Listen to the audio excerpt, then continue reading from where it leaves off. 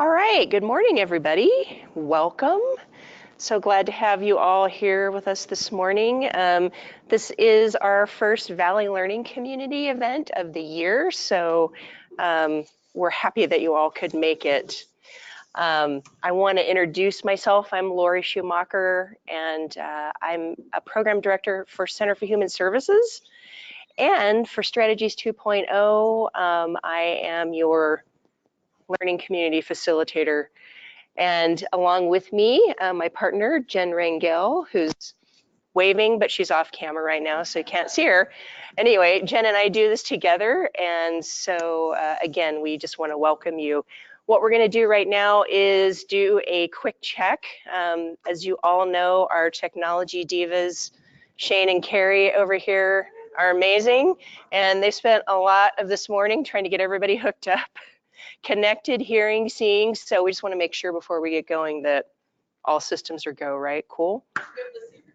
All right, I see everybody. Monica, let's start with you. Can you hear and see us? She's waving, okay. And then Tulare County, can you see and hear us? Yes. Yes? All right. And then last but never least, Angelita in Fresno. Why does it do it? Okay. Got a little feedback there, but. And one on, hello, online participant. We appreciate you being here. So, okay, Jen. And okay, now we'll return to the slides. Thank you, Shane. All right, so our partners this morning, as I mentioned, Jennifer and I are from Center for Human Services. We've got folks in Fresno County from Comprehensive Youth Services of Fresno. And then in Tulare County, the Parenting Network and Visalia Family Resource Center, and they're the CAPC of Tulare County. And then Merced County Office of Education is with us, Monica and her crew. And then, of course, our online participants. So, in case you didn't know, the State Office of Child Abuse Prevention funds Strategies 2.0, and that is how we are all here with you today. And thanks to their funding, you know, this is all free. So we're happy to bring this resource to everybody throughout the Valley. The mission of Strategies 2.0, as you can see it on the screen, Strategies 2.0 is a catalyst for the professional skills, organizational structure, and community relationships that are necessary to mitigate risk factors for child abuse and neglect, and to promote child, family, and community well-being. And of course, the strategies partners are the CAP Center in Sacramento, the Children's Bureau in Orange County, and our partners at San Diego State University with the Social Policy Institute. So, and this is kind of our strategies tagline, what we do, growing knowledge and networks for professionals working with families. And so we certainly hope that that's what you experience today with us and that you take back with you. Everything okay? Divas, we're cool? Okay, good. All right. So there's lots of ways that you can access resources through strategies. You can register for a lot of free, really great stuff, such as trainings, webinars, which Carrie organizes, and they're excellent. And then, of course, learning communities. And so for those of you that are here today at the live site or at one of our remote sites, just so you know, you can register for other learning community events in other regions. So there might be something of interest to you in the Sierra region or Southern California. You can go online or you could go in person if you want to, but you could go online and access those opportunities as well. For strategies, you can request group training. So people like Shane and Carrie do fantastic trainings for groups. And then if you go to their website, you'll see a lot of tremendous resources, things that you can download and take with you and use in your work. Finally, in case you miss a learning community or a training and you want to check it out, you can go to the Strategies YouTube channel, Strategies 2.0 on YouTube. So you can do a search for that and find the YouTube presentations that we have stored there. All right. So a little bit about learning communities. I know several of you have been to a learning community before, but perhaps for some of you, this is the first time. It's a little bit different than a training. A training workshop is specific to, education. And in the case of the learning community, we're hoping to spark some thought for you today, give you some perspective, give you some information, but also we want you all to connect and engage with each other and talk about what you think about what you just heard. And we also are hoping that you will take some things with you today back to your practice to try. And then, because we're doing a series, we want you to come back next time and talk a little bit about how did that work and did that impact the way that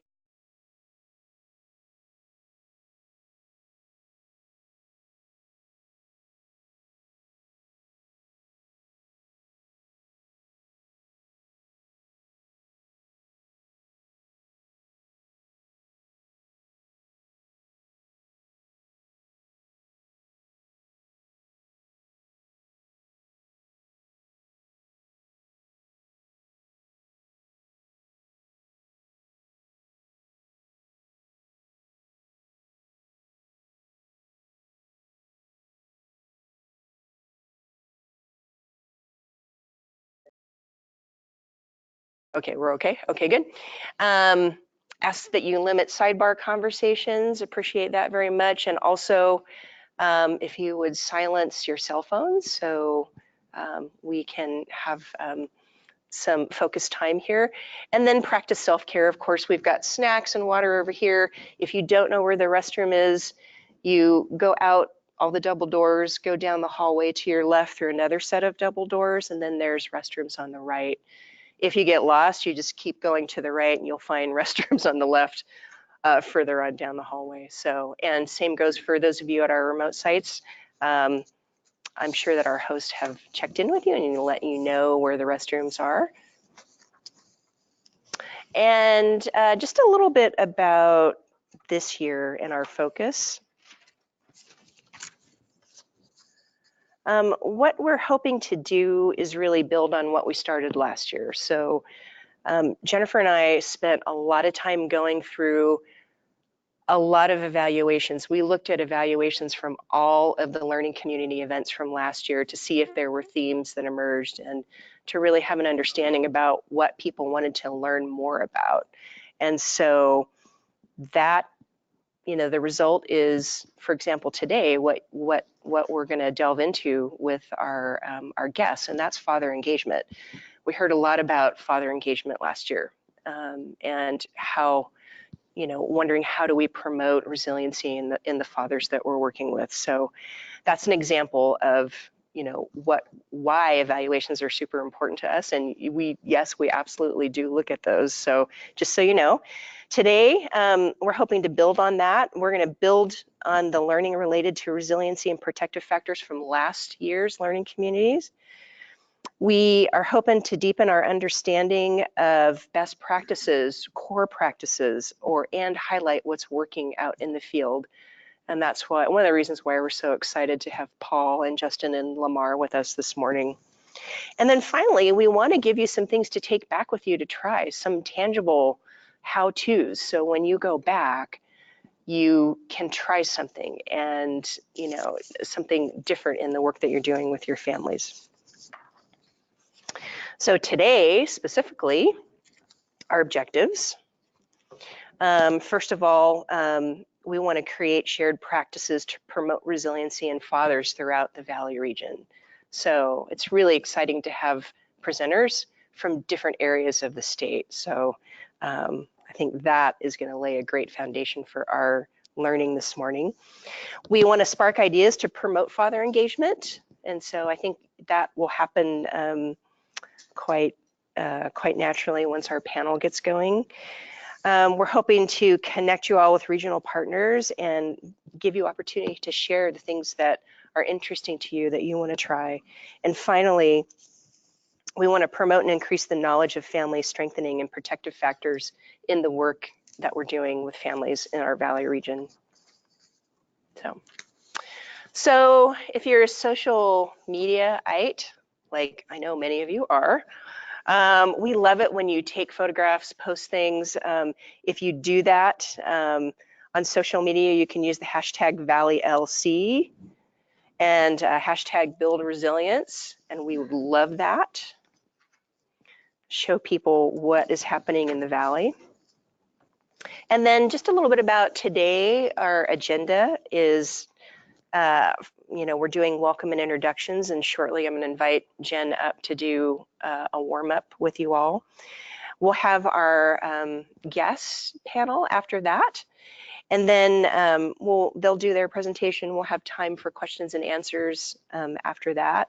And then we're going to take a break, and after the break, we're going to come back together and sort of process and reflect and have some conversation about what you all just heard. So looking forward to all that. So that is just a little bit about how our day will go, our time here will go. All right, so with that, I'm going to invite Jen up. And Jen, the microphone, there we go. All right, Jen Rangel, and she is going to lead us in a little warm-up exercise. So good morning, everyone.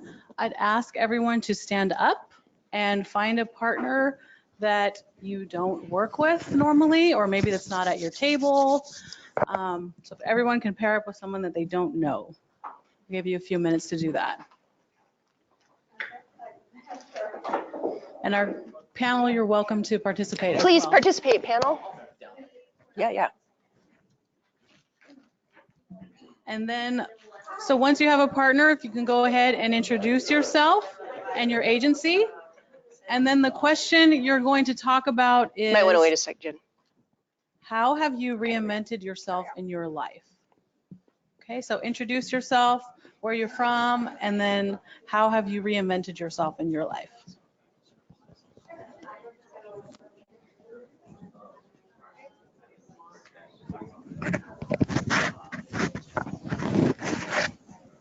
Thank you. No, don't forget.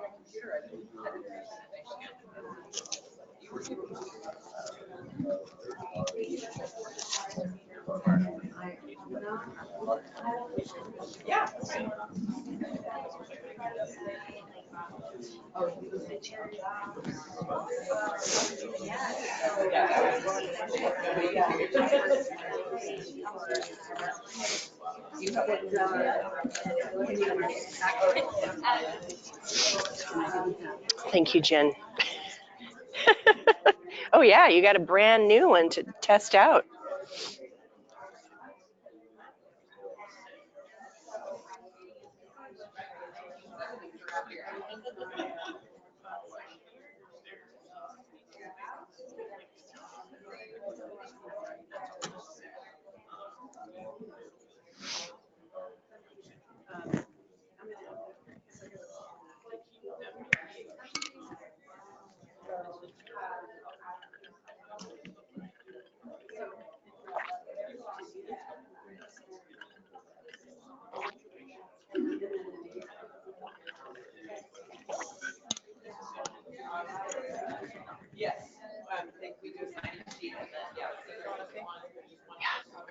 So far, so good. So hopefully everybody can hear everything okay. Seems like it.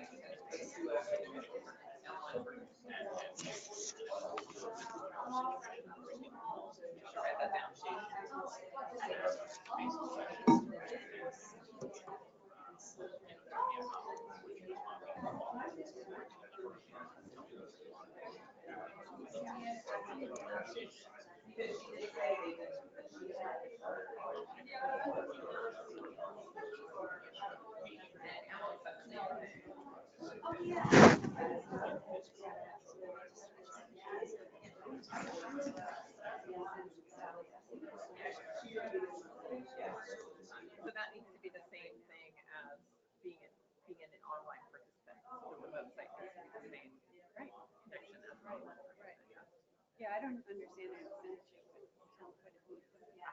Right. You know, what kind of distinction is, what essentially saying, okay, now I know what to do about that person because they checked this particular box. Right.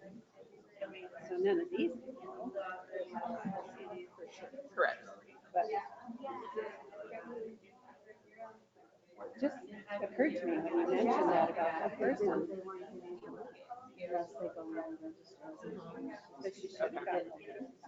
Is there a reason? Well, yeah, you should have, because if you're the hub for the, not the hub, if you're the remote site, you're gonna have other people there. So yeah, they should be. Very true. Gosh, I think this far into it. Something like that wouldn't be a question. Well, Because, you know, she's one sort of new and one very new facilitator. I'm trying to figure it all out. This is stuff that they should just get, you know. and I just realized, which I should have gotten this by now too, that so Visalia is a new site for us this time. And I don't think neither Lori nor I had sent them that list of things that you need. We've talked to her, we've had discussions with her, but we hadn't sent her the list. So then yesterday, Debbie Benavente, who's one of the, yeah, she's like sending, calling me, or 2 days ago, she was sending me emails going, we need a microphone, we need a camera, what do we do? What do we need? And I'm like, oh, hey, nobody told them the supplies that they need. So I should have known better than that, but I didn't. So, so obviously we figured it out, but so we'll know better. Okay, I'm going to invite everybody to finish up your conversation and be seated again.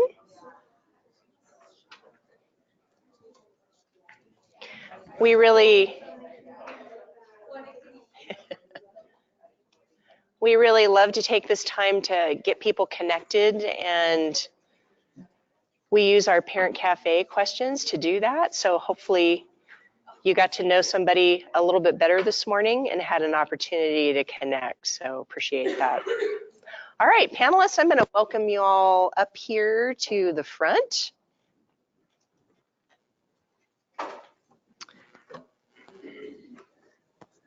Special seats just for you all. Yeah. So you know that this microphone is not projected to the room, it's projected to the people that are not here. So you have to speak, it's weird, because you're speaking into a microphone. Justin remembers that, huh? So I don't know, and it's on, so. So what I'm going to do is, so I'm going to introduce you all, read your bios, and then I have my mic here, so I'll ask the question, and then it will be like one person responding at a time because of the mic. So what I'll do after I introduce you all is I will ask the first question, and then whoever wants to respond first can. It's just one person has to speak at a time because of the mic. So then you all can just pass the mic back and forth with each other. Okay?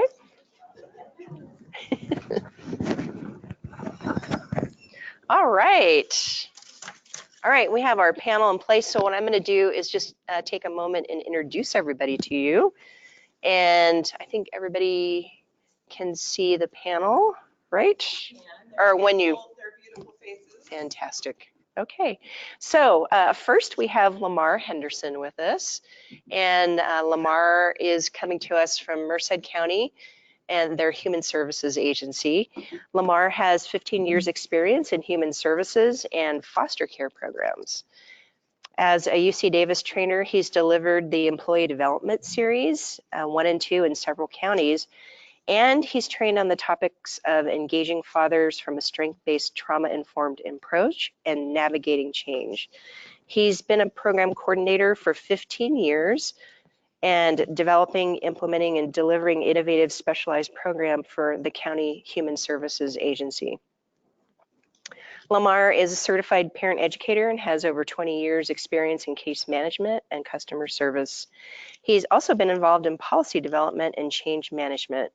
He's a certified trainer for ACE Overcomers, the ACE Overcomers program, and he also co-authored Supporting Youth to Experience the Benefits of Father Involvement, Implications for Child-Serving Professionals, an article published in the Report on Emotional and Behavioral Disorders in Youth. Lamar has delivered a lot of keynotes and workshops at numerous fatherhood and family conferences. And he's also been a panelist for the National Responsible Fatherhood Clearinghouse titles Understanding Trauma-Informed Programming, a primer for responsible fatherhood programs.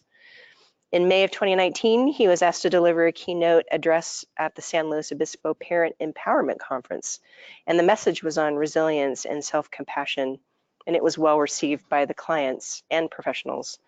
So much so that they invited him back. I guess they really liked you, so they asked you to come back, right, Lamar?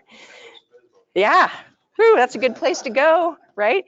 And then, so he was back there in September to deliver a keynote and talk about stress management for the employees there this year. So Friends Online wants to see you closer.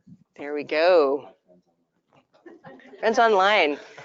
All right, so that's a little bit about Lamar. Thank you. It's a pleasure to be here.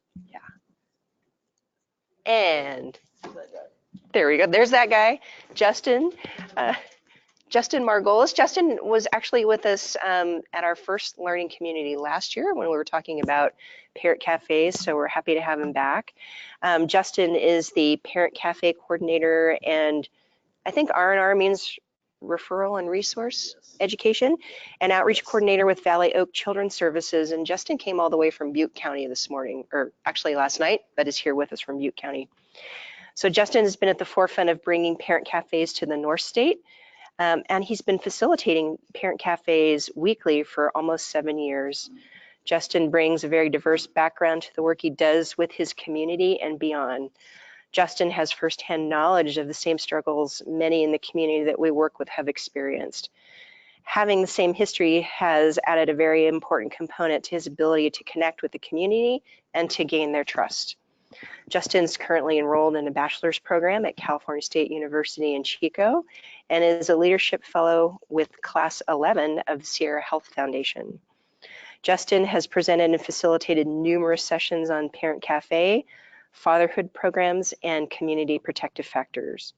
Justin was called upon to assist in the program structure and implementation of a program called Learn the Signs, Act Early. It's a parent cafe grant via the State Department of Education and CCRC, which is Child Care Resource Center. okay. That sounds good. That sounds good. That matches. That sounds good. It's very official.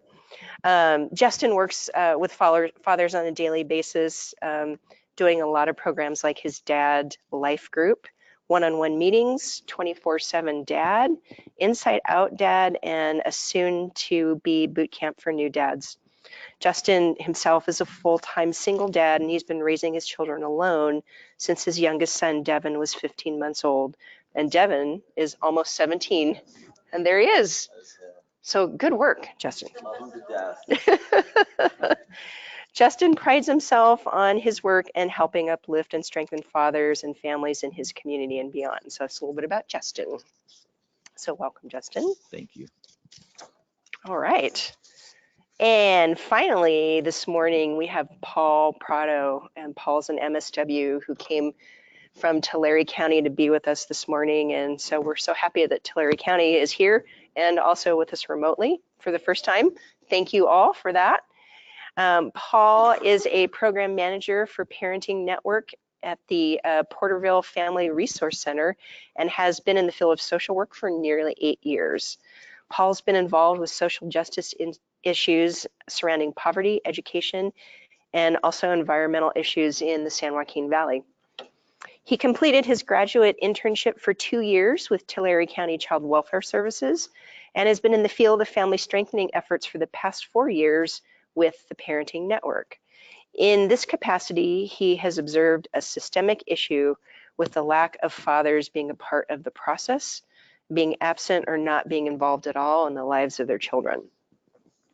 Paul grew up in a small rural community in the valley known as Cutler, and which is an impoverished neighborhood filled with violence, gang culture, substance abuse, prostitution, and like many in the neighborhood, fatherless.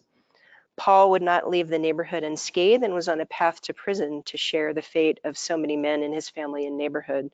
However, through his struggles in life, he was able to find purpose, and he's dedicated himself to father engagement efforts and working with fathers to become better parents in the lives of their children and breaking the intergenerational cycle that's plagued many families.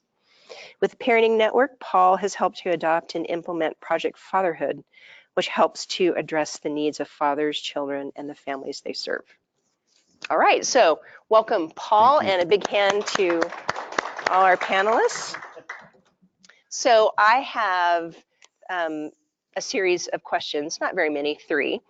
So what I'm going to do is ask the first question, and I'll invite the panel members to respond one at a time, which we have our mic, so they'll be passing around the mic. And then, as I said, once we're done with the presentation portion, we will have opportunity for you all to ask questions.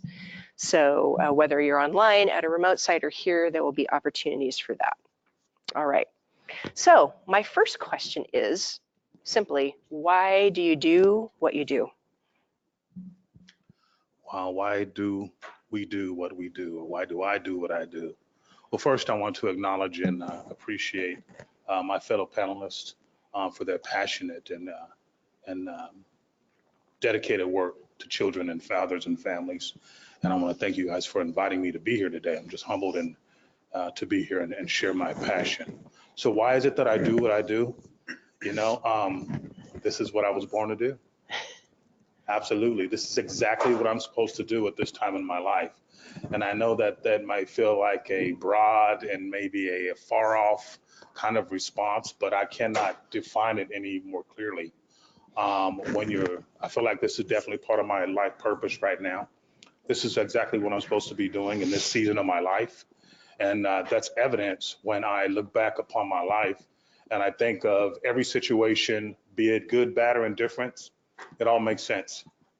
It all makes sense to me because it has given me tools and experiences to share with the fathers and families that I come in contact with every day. I think that why I do what I do is because I'm so grateful to be here to do it.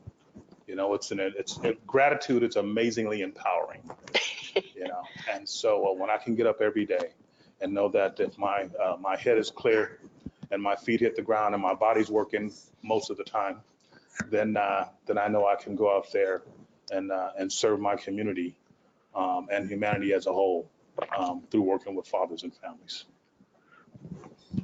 Thank you, Lamar. Paul, why do you do what you do? Yeah, I share the same thing. Thank you. Definitely humbled to be amongst this panel alongside Lamar and Justin as well, and amongst you all. As we had discussed before, in terms of this movement is not only national, statewide, but within our counties and locally. For me, it really stems from, as Lamar is mentioning, that passion. Growing up without a father and looking at the common denominator amongst the family members in my life, friends in my neighborhood and community, the trajectory in their life was completely altered for lack of father or that relationship with the father, in terms of how it really kind of had a significant negative impact in their lives. I currently have 3 family members doing life in prison right now. They were fatherless, one of which their father was murdered. The other father was basically just not present, left and abandoned the family. And that was the same story that played out in my life. And never met or seen him till I was probably 25 that I seen a picture of him.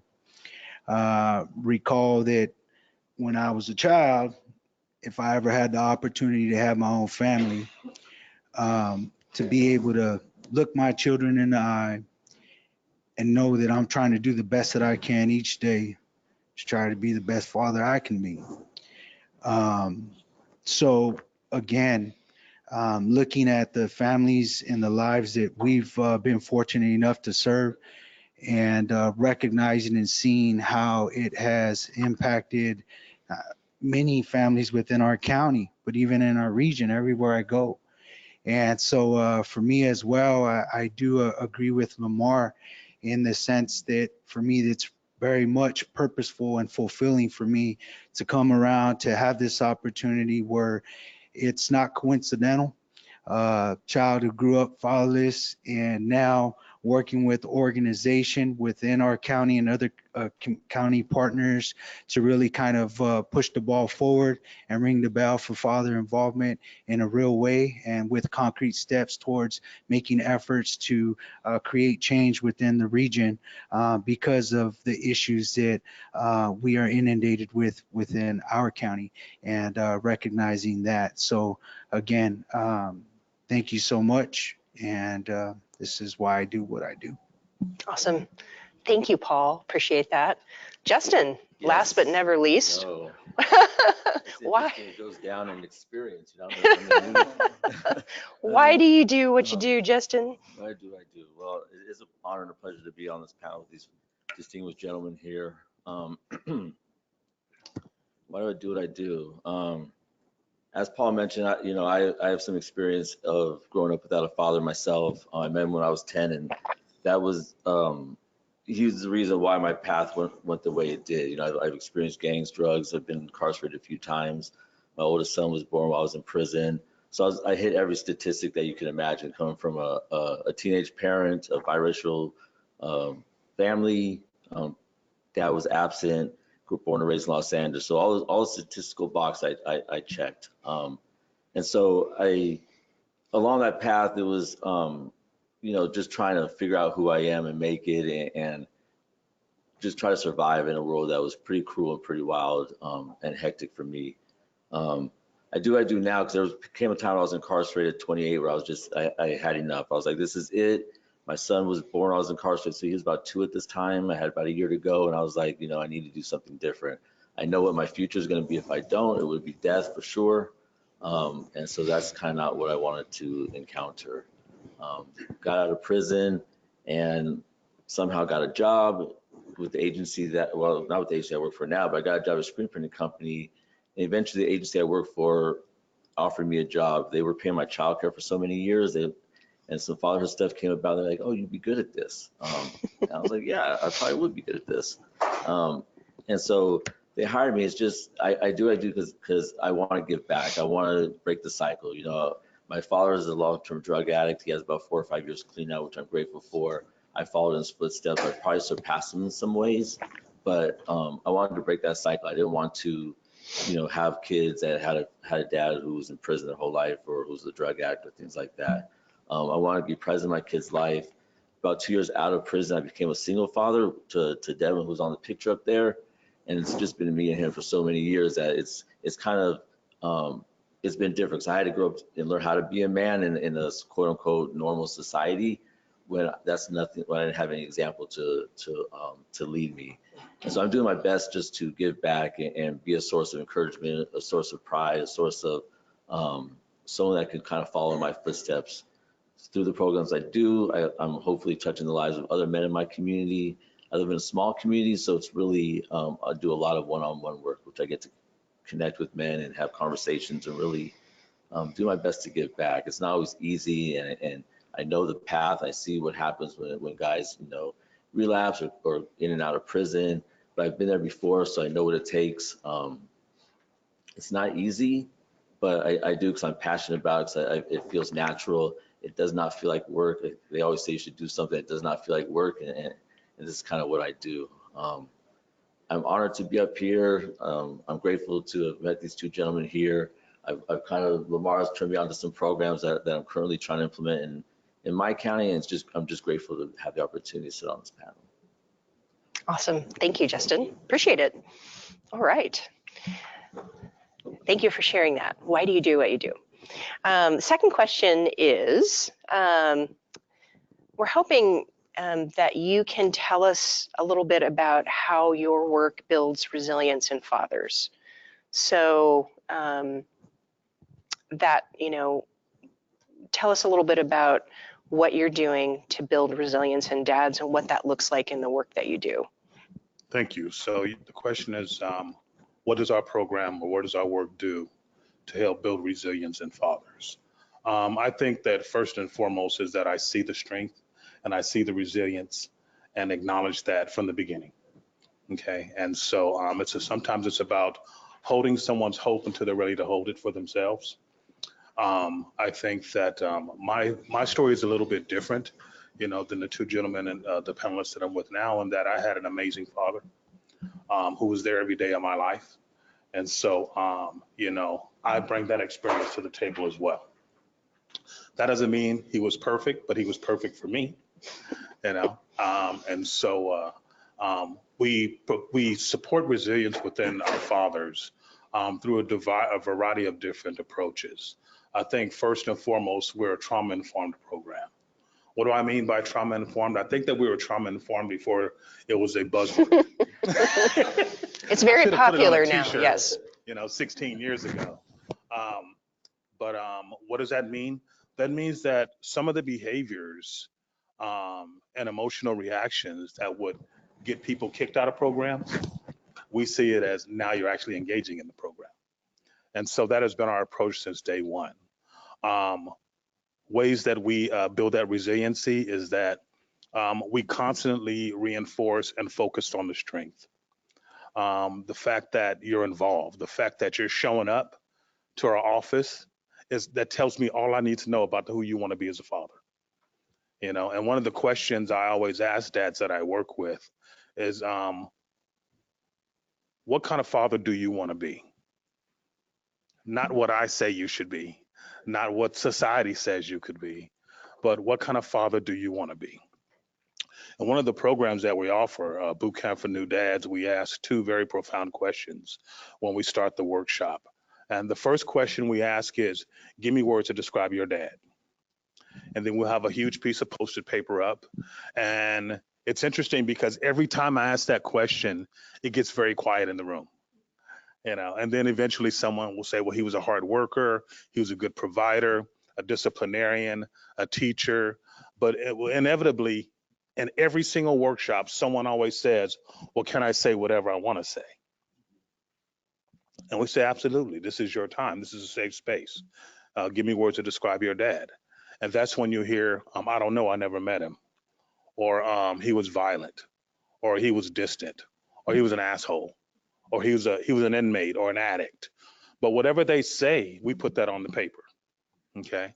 And then once we ask that question, the second question I ask, and this question is being asked to gentlemen who are about to expect babies in the next 90 days or so, a lot of first-time dads, and I'll ask them, now imagine this 15 years from now, and now I'm talking to your child. And if I ask your child, give me words to describe your dad, what will your children say? And it gives this gentleman who's about to be a father for the first time an opportunity to really project forward and think about what do I want my children to say about me 15 years from now? And that's when you hear best dad ever, always there for me, loving, fun, active, safe, good listener, accepting. And I fill the whole paper up. Inevitably, every dad that's having a daughter always says overprotective. I'm like, hey, boys need protection too, But whatever they say, we fill the paper up with their answers. And then we take those two papers and put them next to each other. And we say, let's compare the two papers. Notice that there are some words that we use to describe our dad that made it to the way we want our children to describe us. But then notice that there are some words that we use to describe our dad that did not make it to the way we want our children to describe us, like absent, or never met him, or violent, or asshole, or whatever those negative words are. But our goal is, how do we get from this dad to this dad? Because how do you think we learn how to be someone's dad? How do you think we learn how to be someone's father? Many times from our own, good, bad, or indifferent. We tend to pick up some of the tendencies from our own father. And so it offers that opportunity for us to really, as men, to really examine, what do I need to do? What do I need to learn? What do I need to unlearn to be the father that I want to be to my child 15 years from now.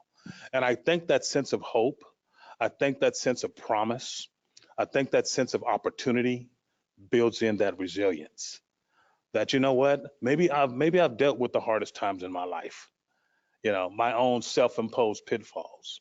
Maybe now this is my opportunity where, for one, I can forgive myself and have some self-compassion, because I don't think I've ever had a quantum physicist in my workshop, although I have had some UC Merced professors. Um, but and there's no hot tub time machine, so we can't go back and change things that we've done, but we can definitely forgive ourselves and move forward. And I think that continued message that there's a continued opportunity. Every time you open your eyes and breathe, oxygen, there's an opportunity for you to do the right things and be the father that you want to do, you want to be, helps build in that resiliency. And then support it and provide programming and curriculum that supports that. Okay, Thank you. Is this on? it's on. Okay. It Yeah. is on, Paul. It as far as resiliency, the way we tackle it, again, initially this program was created by Dr. Herschel Swinger and recognized that the children that were in the system, fathers were not involved, and typically it was related to trauma that was a part of that father's life. And trying to really kind of debunk the notion of a deadbeat dad and go deeper into what the actual root causes are. So some of the themes that are tackled are social and psychological isolation of as fathers and what we do, our stress component. And as Justin mentions, we have fathers that maybe, as Lamar again mentions, good, bad, or indifferent. I say good, bad, or ugly, right?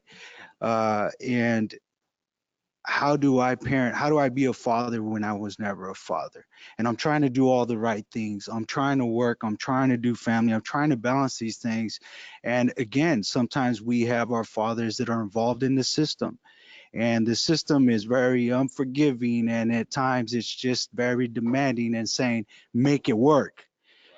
When you have a father that has been, again, as I mentioned, some that may have just been released from incarceration, some that maybe are just trying to begin their journey in sobriety and trying to live life on life's terms. So that stress is real, it's real. And the fact that at times when there is separations within those families, because the family dynamics have shifted and changed, and oftentimes those relationships are really ugly, where they're preventing them from being a part of that child's life. So again, socially and economically, big factors in terms of issues that are impacting our fathers.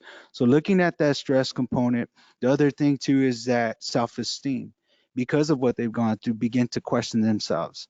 Am I even worth it? My kids are better off without me. Look who I am. There's nothing that I can give to them. So a real sense of hopelessness. So it's trying to, again, I love what Lamar says. We tell the dads, you could have been anywhere, but you chose to be here. That's the testament of your love as a father for your child. In our program currently right now, the fathers are not mandated to be there, but they show up. And like Lamar mentions, and I really like that, because we have to visualize what we can't see. Faith is evidence of things not seen. It's that substance. So having that faith that, okay, as long as I continue to work on me, and the basic premise with Project Fatherhood is, if I'm okay, my kids are okay. If my kids are okay, I'm okay. So we'll ask them, who are you? And it's this rhetorical question where they're getting up with the partners. What do you fear? What do you fear? I don't want to not be a part of my kid's life. I haven't met a father. We haven't met a father that don't want to be a part of their kid's life in a real way. But there's some significant things that fathers undergoing. And oftentimes we judge them at face value. But there's a lot of things going on in the undercurrent within those fathers. And in that group setting, fathers begin to peel back those layers and discuss some of those things that maybe have impacted them in a way where it prevents them to have either these relationships and try to break that cycle. Oftentimes, again, you have some fathers where the children will say, "You were never there for me. Why are you trying to be my dad now?" In those moments, you have wisdom in these groups that other men that may have gone through similar circumstances. So it's really much relational and experiential based. So you only get what you give, and you can only receive when you give back. So as these fathers begin to share, there's a profound shift and change in terms of beginning to look at the possibilities and see that there is hope. If he can do it, I can do it. We have fathers where the wives committed suicide, children were killed, children were lost again to the system and not getting them back. One of them said, "I want to come here because I want to let the other dads know and prevent them from losing their kids." One of the dads who lost his children said, "My children are dead, they're gone. You still have your kids. Fight for every ounce you have every day that you're given to get your son or daughter back." So it's very powerful moments that take place, and I've been so humbled to be a part of these groups. And as we facilitate them, we say we're no better, we are no greater, we are all here as fathers trying to be better parents, even if it's 1% each day, just trying to be good, just a good enough father. There ain't no perfect father, and we're in a constant process, fellas. We're fathers till the day we die. We continue to learn. And so that, again, that resiliency is also to, in terms of as an organization and working with community partners and recognizing, are they father friendly? So when we're talking with either child support or other agencies or child welfare services or others, are they being inclusive as part of that service plan? Is there really intentions to include this father? Because these barriers that they're encountering, again, it takes all of us working together. So that's on that level. But again, we also look with the fathers and basically create a vision statement. Where are you currently at? Where do you want to be? How are we going to get there? It's different for everybody. So some of them draw the pictures, some of them tell them, some of them they hold back till afterwards to when group ends and say, "Hey, can I talk to you for a little bit?" And that's okay. You don't need to say anything till you feel you're ready, or however you want to say it. You come let us know, you give us a call, or we'll hold back after group. When you're ready, you'll know. But we try to create an environment that's non-judgmental. We're not there to criticize. We're not there to say, "Hey, you need to do this, and this is how, and this is why." There's three things. We say, decide, don't slide, be conscious, be father conscious. Try to create a safe and emotional environment with our children. Like, for example, myself, I'll throw this out there. My daughter that's going through the process of development, I had mentioned this in our group back in Tulare County. She's going through puberty and she drops, her woman's hygiene products in front of me. And she said, "Daddy, you didn't see that." And I'm just like, "Baby, I understand. It's okay. You talk to mom if you want to talk to mom." And then she's telling me about some kids in school now, and she's starting to be cool with me. But again, sometimes if we never had a father, how do we react in certain situations? And then the other part that's really big is control what you could control. What is within our power? Man, she's trying to do everything. Mom's giving it art. What can you control? Life's gonna throw things at you. We refer to Viktor Frankl, which he mentions the last thing we can do is our attitude in terms of how we're gonna approach what life throws at us, right? And so again, what is your approach? What is your attitude towards this? What is within your power that you can decide? Now, if it happens to you, then how do you deal with that?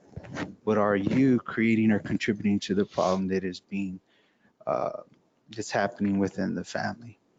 So again, through these groups that we meet the men once a week, there's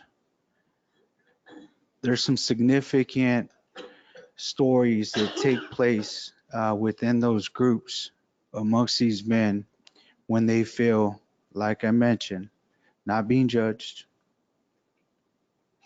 and understood that they're valued as men and as fathers in this journey that they're embarking on.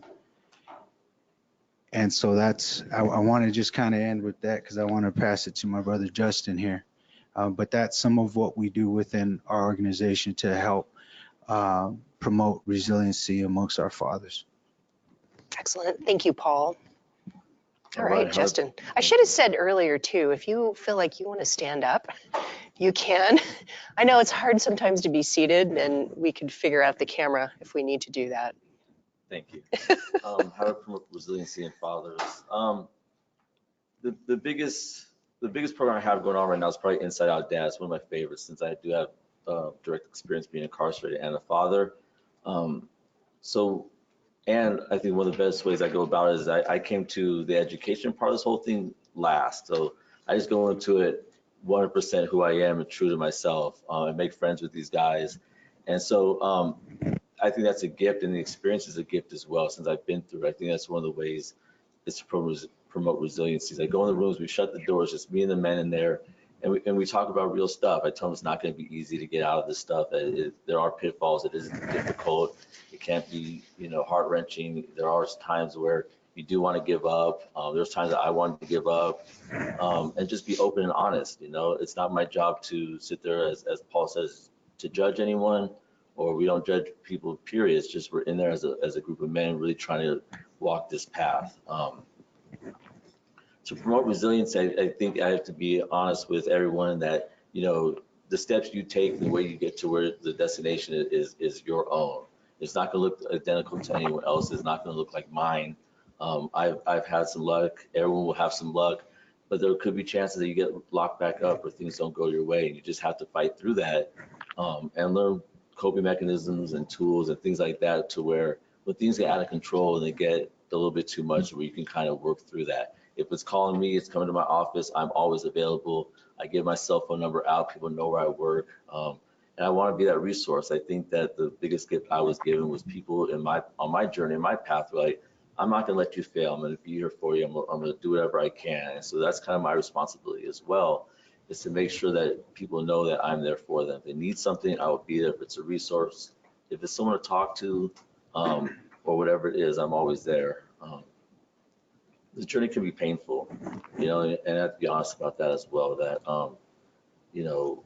we struggle, we fight, we want to do everything we can to be the best person we can, but sometimes it's just overwhelming, and it's what you do when those times are overwhelming is how you build that character. Are you going to go back out? Are you going to fight? Are you going to do drugs? Are you going to, get mad at your kids? Are you going to get mad at your ex? Are you going to give up? Are you going to, just throw the towel in and say, I quit?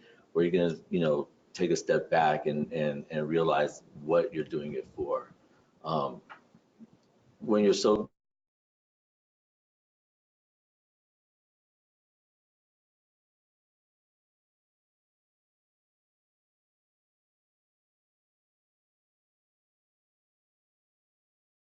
Oh, are we good? You're fine. Oh, okay. So when it doesn't seem like there's a way out or there's a path to get to where you want to go, that is the killer of resiliency right there. You're just like, F it. I'm glad I didn't say the word. And you just want to say, forget it. It's easier to go to prison. It's easier to do drugs. It's easier to run these streets. But once you start learning new tools, and once someone is there to give you like a hand up, or once someone's there to say, you are worth it. No matter what you're going through, you're worth it. I think that starts building those little things in you. It's all about the baby steps. It's taking the little wins, whatever it might be. It's being grateful for the little things that are in your life. It's writing a gratitude list. It's having a resource or someone there. Because years ago, when I was learning the things that I was learning, you can't unlearn what you know. You know, once you start learning these things and seeing new ways, you know, those are little light bulbs that go off in your head. They're like, oh, I can maybe do this. And if there's opportunities, you know, I'm always trying to give the men I work with opportunities to improve themselves, to do things differently. Resiliency, once I start seeing it in the men I work with, it's amazing because they're like, oh, I did this today, or oh, I reached out, or oh, I went for a job interview, or oh, I did this, and the glow that they have and the energy and the light that you start seeing within them is amazing. When they come to my office and asking how to write a letter for an IEP or how to do different things like that, those are wins, and that makes me feel good. It makes my heart full because I'm knowing that I was a little help in these guys' life. You know, because a lot of times people give up on the men that I work with. They're like, okay, if you're a drug addict, you're gonna be a drug addict your whole life. If you're a criminal, you can be a criminal your whole life. And it's not like that. I think that there's opportunity in all of us to change. It just depends on, are people there to help us out, or are people gonna give up on us? I know if someone gave up on me years ago, I'd either be dead or I'd be in prison for the rest of my life, because that was my goal. As I was telling Paul in the one-on-one, going to prison for me wasn't a surprise. It was what I expected to be, what I expected to happen. You know, the violence and the things that happen along the way, that's just part of the game that you're playing. You know, so it's kind of like what you expect. When you are able to do things differently, then you get to know things differently. You get to expect different things. Could I survive in prison today? Sure. Would I want to go to prison today? No, definitely not. You know, it's been so long since I've been there. That's not my life. It's not my, you know, source of familiarity or comfort anymore. And so it's building resilience is changing what it feels good. It's changing what you want to do. It's changing what you know. It's changing what you're comfortable with. And so helping the men that I work with do that is key, I think, to the work that I do. Awesome. Thank you. So next question was sort of an experience, and then I'm interested in your response. But I think in a lot of the work that many of us do, we engage a lot of women, right? You know, we have through family resource centers or our social services department or our clinics, work like that. We see a lot of women, and sometimes it seems like they hold the main responsibility for children and follow up, whether it's school or whatever it is. So talk to us a little bit about the key strategies that you use to engage fathers or to reach out or to create that opportunity to get them in your doors. And what can you suggest to everybody who's listening? What key strategies can you suggest that we could try to engage fathers? Very good. So some key strategies for engaging fathers. First, I want to give my shout out to the women out there. We definitely couldn't do this work without you. You are the carriers of our children and the givers of life. So absolutely, you know, we salute you. But when it comes to engaging, I think that you have to be very deliberate. If you're going to serve fathers, you have to be very deliberate about, this is what I'm going to do. I'm going to serve fathers. And it has to be I'll just go ahead and say it has to be reflected in your budget. You know, if it's a priority, then it'll be in the budget. You know, and I think that's very important when you talk about systems. For us, we're very deliberate in the fact that we knew the value of having men support men and creating a dynamic where men feel safe to unpack and engage in an environment around other men where they can really be themselves. Because we know that sometimes when you add a woman into the environment, it'll change the dynamic. You know, so I know that we had to create that safety. We had to create that safe male-to-male approach. I think we had to be very, very deliberate. I think that I came into a very unique situation where the work we had boot camp for new dads, which was started through Bill Ruth and Scott Pettigrove, who is now our director, from years ago, and the Human Services Agency was able to pick it up. But from there, under the direction of Anna Pagan, who's our director then, she put together this plan of All Dads Matter.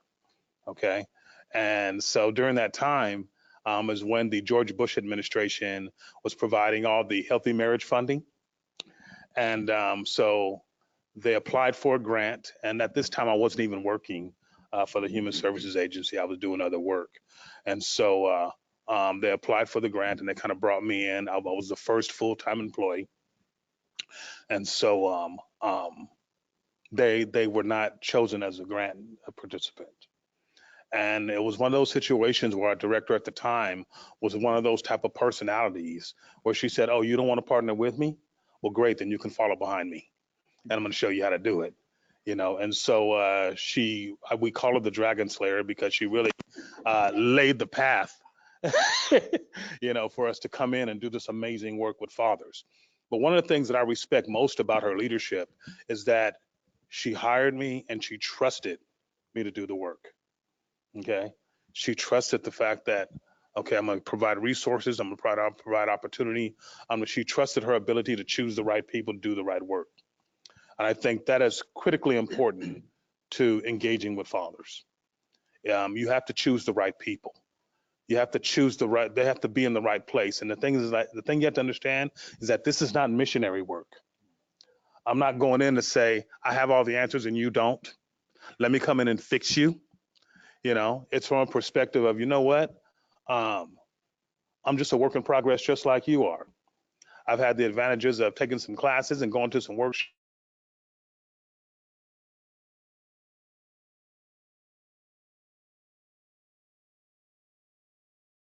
The gentleman on the panel has shared, I'm no better than you are. You know, I'm a father just like you. And I think that message and that true transparency creates an environment where men feel safe. And when they feel safe, they can go in and unpack these traumas that are creating barriers to the relationships that they truly value. And when they experience that, that's when our best marketing takes place, because they will leave and go tell another dad, "Are you dealing with that? You need to go to All Dads Matter, right? You need to go see Lamar. You know, you need to go see Eduardo, or you need to go see Sandino, or you know, one of our team members." And so over the years, we've been able to build trust equity within our community. And it's become a place where men can go and know that when they walk in, their circumstances are going to improve. Now, understand this too. What I appreciate is that All Dads Matter is not a place where failing dads go. That's not the message, okay? This is where all dads go. You know, this is where all dads go. We're all a work in progress. So your socioeconomic status or where you are in your recovery is not a precursor to your success as a father. Because I've worked with dads who had plenty of education and tons of resources, but had never heard "I love you" from their father in their life. And that was the gap, you know, and they were trying to figure out, how do I be this loving, compassionate person with my children when what I know how to do is buy them a new car, you know? And I can understand that, you know, even from my relationship with my dad. You know, when my dad wanted to show us how much he loved us, he would work overtime, you know, and that's how dads show the love. I'm going to work overtime, build some more resources, you know, provide for my children, and I appreciate that. But sometimes that's not the love language that our children receive. So we need to be able to be comfortable to expressing our affection with our children and our partners in a safe and healthy manner. And I think that that is woven into our approach and one of our strategies when it comes to engagement. So we engage fathers who are going to be dads for the first time or expecting new babies. That's one part of the program. Then we have our men support groups, which, as the gentleman shared, it's amazing what can happen in a safe space. It's amazing, you know, the conversations that come out of it. And I co-facilitate with a licensed clinician who has a wealth of knowledge, you know, Rich Brown, who has a wealth of knowledge as a social worker and a clinician. So he brings that clinical piece to the workshops. And then we do male engagement activities at nearly every Head Start site in our county. Okay. And the foundation is safety. We don't put fathers in a position at a male engagement activity where literacy may be a concern and we ask you to read something. Okay? If you put them in that situation, they'll never come back. You know, we put them in a situation where showing up is success, you know, and we can build on that. And so we have wonderful collaborations with a variety of different agencies within our community. And I think that's different. That's one of the different and strengthening components that a lot of us smaller communities have, is that if I need to talk to someone from the school district, I can call Monica, not the school district, you know? And when I send that dad over there, I'm sending him over there to talk to Monica, not the agency, you know? And we have this cross communication of different agencies, be it child support, be it family court. You know, we have a wonderful relationship with CPS because we reunite families. You know, we help dads get back together with their children. All the agencies within the community that serve fathers and families and children, we have this collaborative relationship within our community. That's huge when it comes to engagement. That's huge when it comes to marketing. And so I think that those components working together, plus, you know, it's a good product. It works. You know, it works. And that's not based on my opinion. That's based on the opinion of the men and the families who come through. And it's interesting because I live in the community where I work. So I see the families at the grocery store. I see them at Costco, where you see everybody else, you know, and they want you to know, hey, Lamar, look, you know, I got my kids back. You know, I'm back with my wife. You know, I've been clean for 2 years now. I got a job now. And we can celebrate their successes. And then they go out and share other people. Because when you have good medicine, people come get it. You know, people will come get it. So that's our unique strategy to engaging with our families. Thank you, Lamar. Appreciate that. Thank you. Thank you. I love listening to Lamar. And then also Justin, no, because again, this is really important work that, you know, that we're engaged in.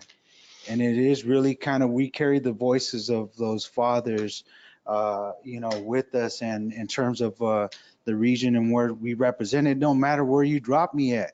I told one of our fathers, we discussed the fact of trying to engage with non-residential fathers, went to a substance abuse facility, and I basically asked him a question. How many of you either grew up without a father, or your relationship with your father wasn't that great? You know, maybe never really had a relationship at all. Probably about 90% of them raised their hands.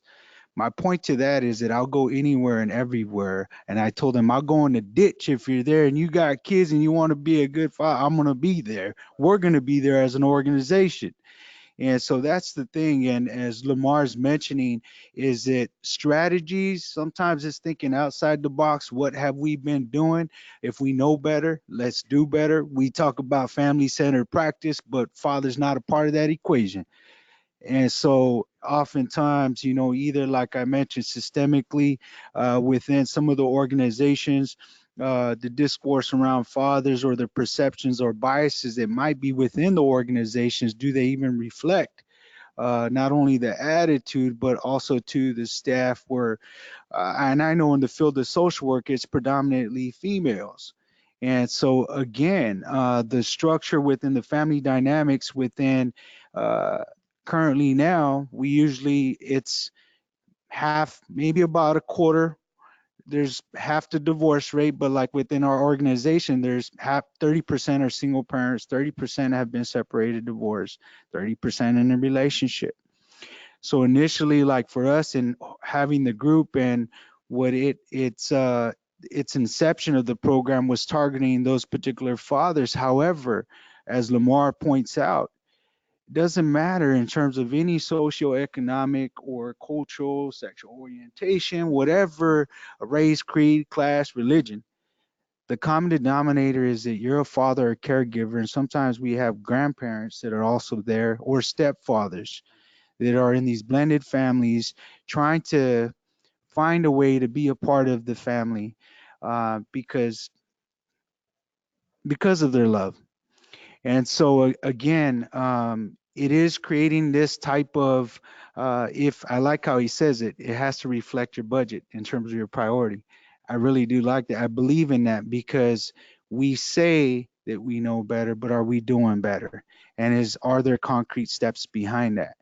So in terms of like Project Fatherhood, some of the things that we do that incorporate the components of the program, we really kind of, because we are with the nonprofit, um, and if you see this program, you'll kind of, wow, it's very expansive, where it does include therapists and whatnot. So what we've adopted is really kind of a smaller microcosm, but your program has to reflect your population and it's going to reflect the needs. So your program and however you're looking at it, you really have to form that assessment. But I would say though too, incorporate the voice of the fathers. Uh, there's this slogan we heard before, talking about us without us. Bring dads to the table, become a dadvocate. So one of the things is the men in relationship groups. The other part of that too is that oftentimes, again, there's a significant others group, that there was this kind of feeling like, well, we're going through some things as well. And the women wanted to kind of know what's going on with my boy. He's over here kind of come change things and do this, do that, and the other. What are you guys doing over there? Is it like a cult over there? What's going on? But it was just seeing the transformation of the fathers. But again, you're in relationships, as I mentioned earlier, some of which that maybe they themselves, the mothers, didn't really have a really either well upbringing or maybe a model to kind of draw from. So this kind of provides an outlet for moms to kind of also understand part of this process where they kind of go through just as well as the men. The other thing is the parent-child enrichment activities. So having things that there's this one researcher that talks about, is it relevant? Is it experiential? Is it interactive for fathers? Because we're very much practical, and so creating opportunities, whether that be bowling, whether that be going out. We partnered with Imagine You. We do building night with dads, science night with dads, and so doing things where, again, as Lamar mentions, we're not saying, hey, it's just all about dads. It's about the whole family. We want to kind of wrap our arms around the whole family and mom be involved, but it's just really kind of using that as that platform and saying you're valuable to the family and how this thing goes. And so the other part too is healthy relationships workshops, as we mentioned, in terms of family, the divorce rates and issues that have gone on. Do we have something like that? And we piloted something as far as for 2 therapists that basically conducted these healthy relationship workshops and looking at not only in terms of the work with what was going on within their relationship, but the implications that had on the child. And so again, it's creating those type of opportunities for the families. And then again, not only on an individual basis, but if there are social barriers. So it's having other workshops, whether it be with child custody. We had one of our dads that basically, he left everything up north, came down south. His girlfriend at the time got pregnant. She said, I don't want to be with you no more. He had quit his job. He left everything and he wanted to give up. And he's in the courtroom and the girlfriend says, officer, he's not supposed to be here. And mind you, at this point, he had been to our group a couple of times. So he was really at this point on that brink of hopelessness because he's like, I don't know what to do. But the officer says, he has rights too.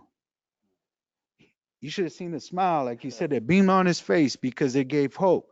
So oftentimes, some of our fathers are not really well aware of the system and their the due process in terms of how that goes. So it's really trying to inform them. The other thing is like the financial literacy piece as well, with some of our fathers with either bad credit. How do we work on those? So these social barriers, right? Again, one of the other things that we had discussed with fathers, what are some of the things that you all like to see? What are some of the challenges? So we kicked off, we did a Daddy's Day boot camp that was One where we had keynote speakers that talked about fatherhood identity, and there's two main reasons why there's an end of relationships. It's economic and communication. So we had financial literacy, we had communication, we had the parent-child interaction skills. It was called Fathering with Pride, and it's through PCIT. Yeah, and so there was that. So again, and then we had the newborn 101.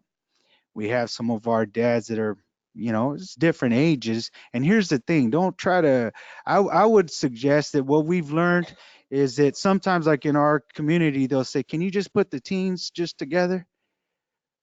But they haven't experienced life really. So sometimes when you have these different demographics, you have the older, wiser one that sometimes they'll kind of migrate to and listen to, or the younger one that also helps to kind of show the older one too, hey, is that what's happening now?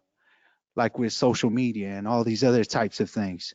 So they all learn from each other. So you're trying to blend them, not break it up, but really try to, again, incorporate the voice of your fathers within your organization. And so there's those pieces on that level. The other thing, as Lamar mentions too, from an organizational standpoint, do you have, and you could go on the National Fatherhood Initiative, they have a father-friendly checkup. We're able to assess your organization, your community, and then from micro, meso, macro level, what are we all doing? And from there, for example, in our organization, do we have images of fathers? Do we have a changing station in the father's restroom as well to let dad know it's okay, you can do that too. We got that for you. And so again, it's these messages that basically project the value and that you are important, dad. You're important.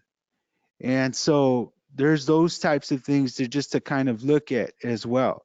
And again, there's a form on there. Do we have biases? Within our organization towards fathers, are we not really father friendly? So it's really an honest self-evaluation from that standpoint. And from there, you build off that. And so what we're currently working on, we're very fortunate within our county that we do also, again, it takes all of us working together.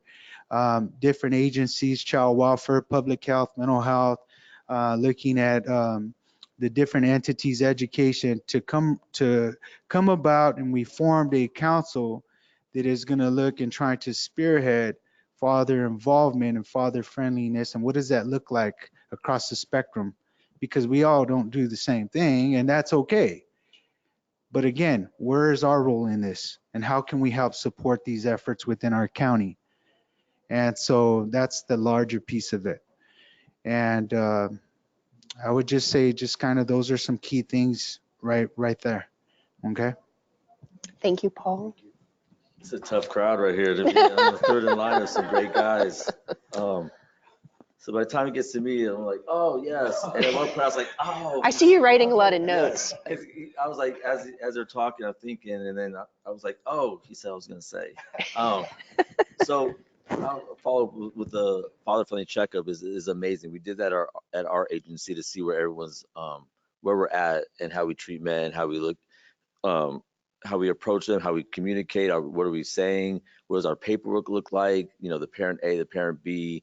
Are we always saying, hey, mom, this is for you? Or are we inviting dads to meetings and things like that? I always like to show a picture. Usually there's a slide with my agency on it. It's 30 women and there's me in the middle. And that's a struggle as well, because when men come into the agency, who are they seeing? Predominantly women. And so I think it was mentioned, if the workers already have some sort of biases in their life or some negative experiences or things like that, then how are they going to approach men that they're working with? And I always, and the hardest thing is for men to come into an agency and feel like they're not being respected, or not being talked to right, or they're not getting the services that they need. And there are going to be communication differences in general. And I just think being well aware as an agency of how we're approaching everyone and making sure we're doing it, in a kind, respectful manner for everybody. And I was taking notes because I didn't want to make sure I didn't forget anything. So it is having men in position, because I know a lot of times agency would do programs and it might have a woman, a female trying to do that program, and it's going to be a lot different. it could still be successful, but just I think having someone that looks like you in a position of something that you want to do or learn is crucially important. Another thing that we did at our agency was change the hours of operation. So on a weekend we'll be open, and we'll be open later on some evenings to make sure that if the dad or the foster parent or the grandfather, the uncle, whoever it is working, that they could still make a meeting. So sometimes we're open till not 11 p.m. That'd be ridiculous. Till 7 p.m. and then till about 11 or 12 on Saturdays to make sure that there's an opportunity for everyone to be there to get their needs met, to get the services that they need. So some of the groups that I run are on those Tuesday evenings or Saturday afternoons to make sure that everyone can be there. And so some of the groups I run will provide dinner, childcare is provided, so make sure that everyone has an opportunity to be there. It could be homework nights, it could be activity nights, it could be dad life, it could be the dad's cafes, because on the Be Strong site, they have the dad cafe cards. So some of the conversations that we'll be having are strictly for men to really get to the root of stuff that we're trying to talk about. Some of the other stuff I wanted to talk about was changing the language, I think, of what our paperwork says and how it is. So it can really be universal. So it's not mom and then other or something like that. And really appreciate what the family structure looks like, because I think it was mentioned as well that it might not look like what we expect. It's like mom, dad, grandparent, foster parent, uncle, whoever it is, whatever that role that the man has in the life of a child should be respected and appreciated and understood that that's how their family dynamic. Family's not always blood, it's who you choose, and sometimes kids live with other people. And we kind of got to be respectful of that as well. Our agency, I think the budget thing is the biggest thing, is making sure that there's money there, because there's a lot of talk about we want to do this, we want to do that, but the money is not there to back up your talk. Then it's just going to go by the wayside, because a lot of agencies talk about how they want to do stuff, but then if you don't put the money towards it, then it's just gonna go. And then as I always say, is that you can trip and fall and accidentally stumble upon a group for moms. No matter what you do, there is something for moms out there. And stuff for dads is really hard to come by. So when I became a single parent, even before I did this job, I was looking like, where are groups that I can feel like I'm a part of, where I can talk to someone and understand like what it's like to be a single dad and the struggle I go through, and my temperament compared to what my temperament needs to be for my kid. Really how I can change and what I need to do to change, and what it's like to change, and what that looks like, and what it feels like. There was nothing like that. So I think having people in that position to say, sometimes it sucks and sometimes it's hard. And I love my kid to death, but I might not like him today. And just being real and honest, because, it's hard, I think, for men and for fathers to be brutally honest with ourselves. We put all this pressure on our shoulders to be this perfect person, this perfect man, this perfect dad. Society puts pressure on us to do certain things.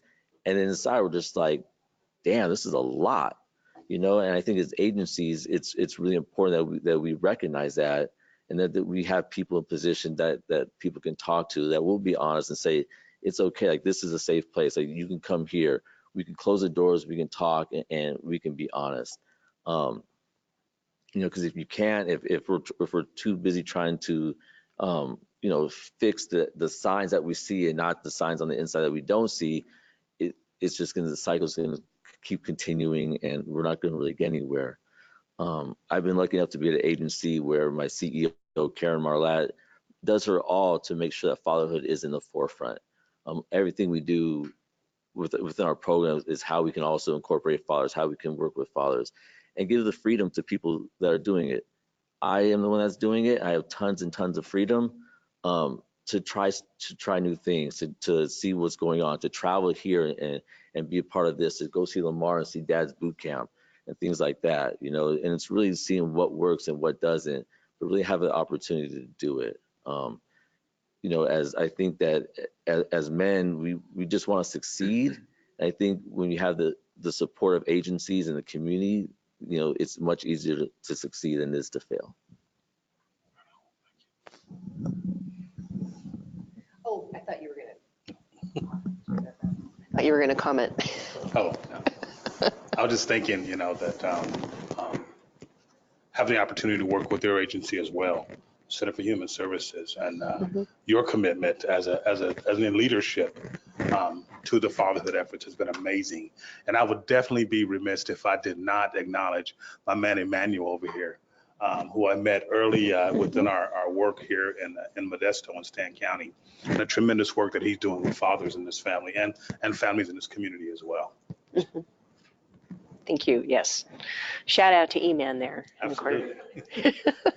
Awesome. All right.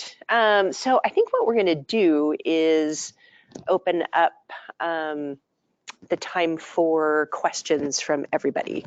And do we want to start? Do we have an online, Carrie?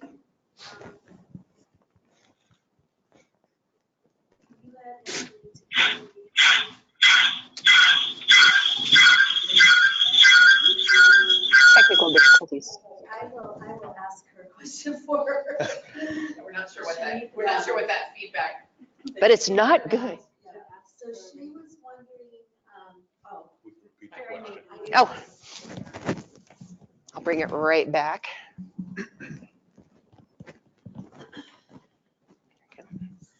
Angelita, I'm asking your question for you because there's some type of a background noise when we unmute you.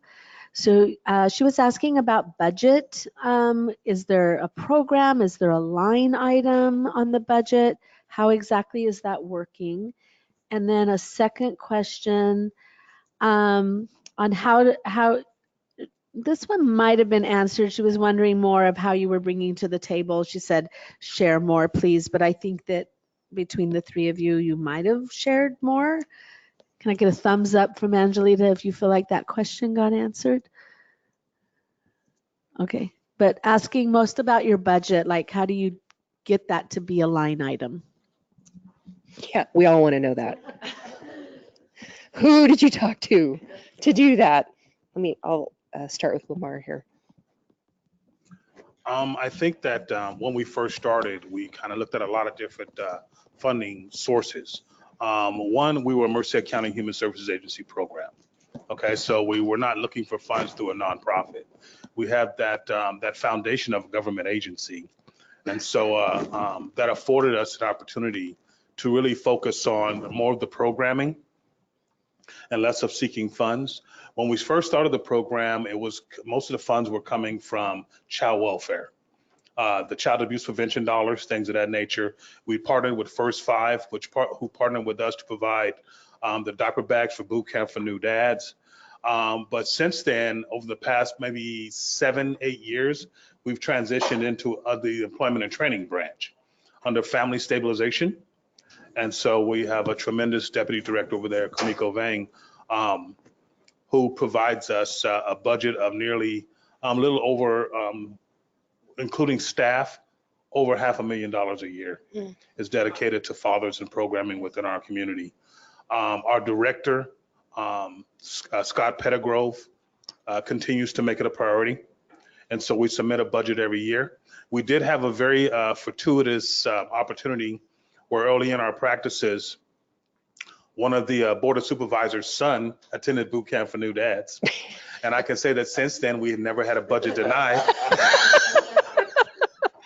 That helps. It makes it personal, Yeah. you know. People sign budgets for things that they believe in, you know, and so I think that those things definitely help. But I think what's unique about us is that we are under the Human Services Agency. And so our funding stream is pretty strong. You know, we have a small team, but a passionate team, and we're able to make a huge impact within our community. Yeah, I would say for us, again, at the time I was a case manager, and myself, and I know you're listening, Shaw Mooney and Christina Soria, which was the program manager at the time, looking at within our families that we're serving. And again, we're called Parenting Network. And we said, where's our program for dads? We don't have one, but we're Parenting Network. So a real honest look at ourselves. So we talked to our director, Michael Gibson, and discuss the need to engage fathers. and what that looked like within our families in differential response, and even just families that were coming in from our Family Resource Center. And so he said, go find a program, do some research, look for a program. We came across this one that we felt fit our needs. And again, went for a training, came back, and we're just kind of basically telling them, hey, this is what it's about. This is what it'll do. And so the organization with the board and our director just going up to bat basically said, okay, let's try this out. And from there, that just created a launching pad to get buy-in with child welfare services and looking to kind of, again, oftentimes the families that we work with different community partners, our missions are interrelated. How do we find a way to make this work? Because we're serving the same people, same families. And so again, after that, it was First Five. And so First Five saying, are we a part of this? Because they fund us through our Family Resource Center. And no, we just actually been starting this thing out. And so, well, we want to be a part of it. So our director just kind of, again, went really up and kind of got behind this. And now we're just currently, again, looking for additional support where we'll probably be one of the important key goals is economic stability. So again, one of our partners over there is Employment Connection.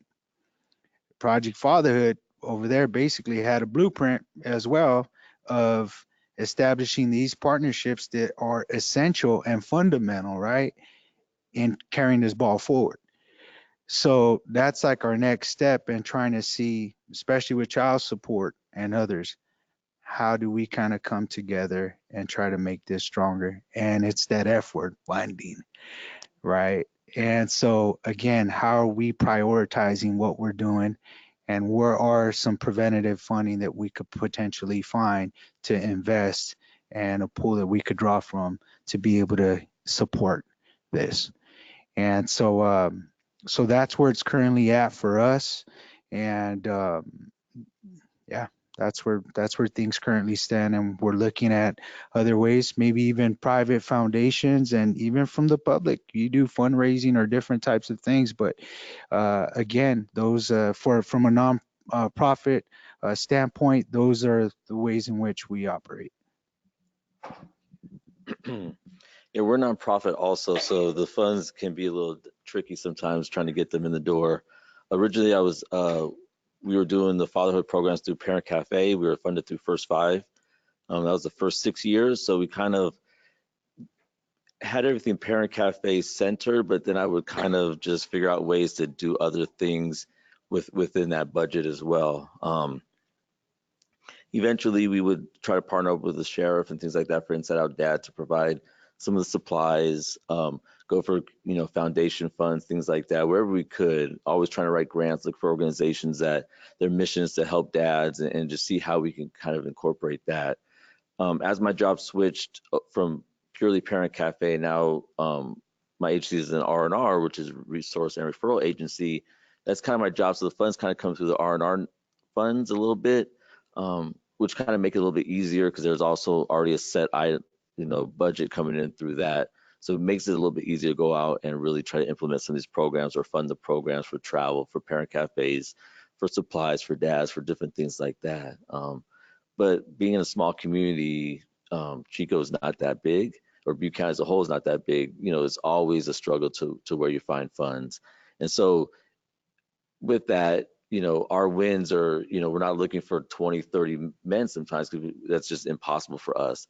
So really, if we get 3, 4, 5, we're thinking we're doing pretty good. Growing up in Los Angeles, I have these big city dreams, but I have little tiny town budget and reality. So, but it's wherever it comes. And sometimes I'm just, I don't want to say not smart enough, but I just put a blind eye to what I'm not supposed to do and just go do things and see how great it worked out. This is why we need to do this.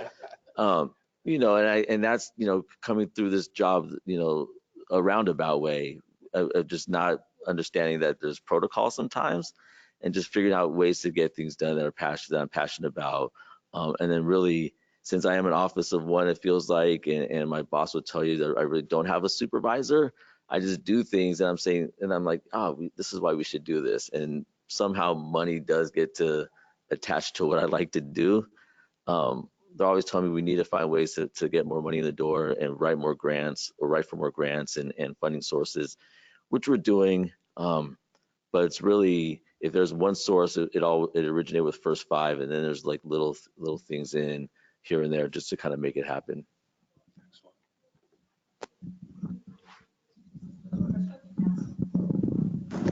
Oh, thank you, Shane. Thank you. I think that question from Angelita, they're a nonprofit as well, so it's really helpful to hear the nonprofit perspective on that. And some more questions. So Monica is asking, as females, how can we reach dads? And I'd like to add a little bit to that. I came from the Head Start program many years ago, and we had this huge fatherhood initiative with no money attached to it, like it happens with many programs. And I found that a lot of our moms were kind of resentful of all of the focus and attention that we were giving to this whole dad's initiative, feeling like I've been a single mom, I've been doing this on my own, and now all of a sudden all of this focus is on male involvement, father involvement. So, as women, how do we get our dads to get engaged? And what do you do with women that might approach you and be a little bit resentful about all of this?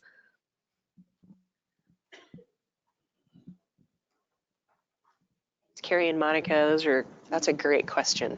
That is a great question. So, how do women approach dads? Right, and there's room for the women. Like, you better get it right.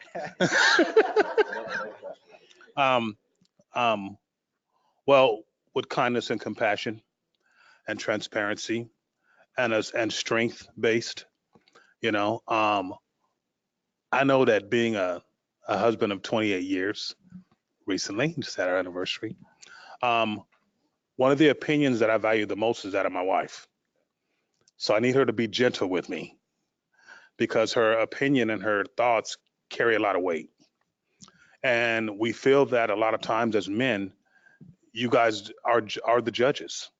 If you're telling us we're doing well, then we feel like we're doing well. If you tell us like we're failing, then we feel like the ship is sinking. So respecting the power of your words, respecting the power of your position, respecting the power dynamic in these agencies, and come with kindness and come with compassion and consistency, and also understand what might be the dynamics in the relationship that may prevent a man from engaging with you.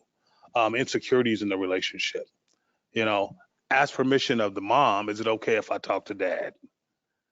So that later on, when you're not there, there's not this issue that we got to deal with, after you leave.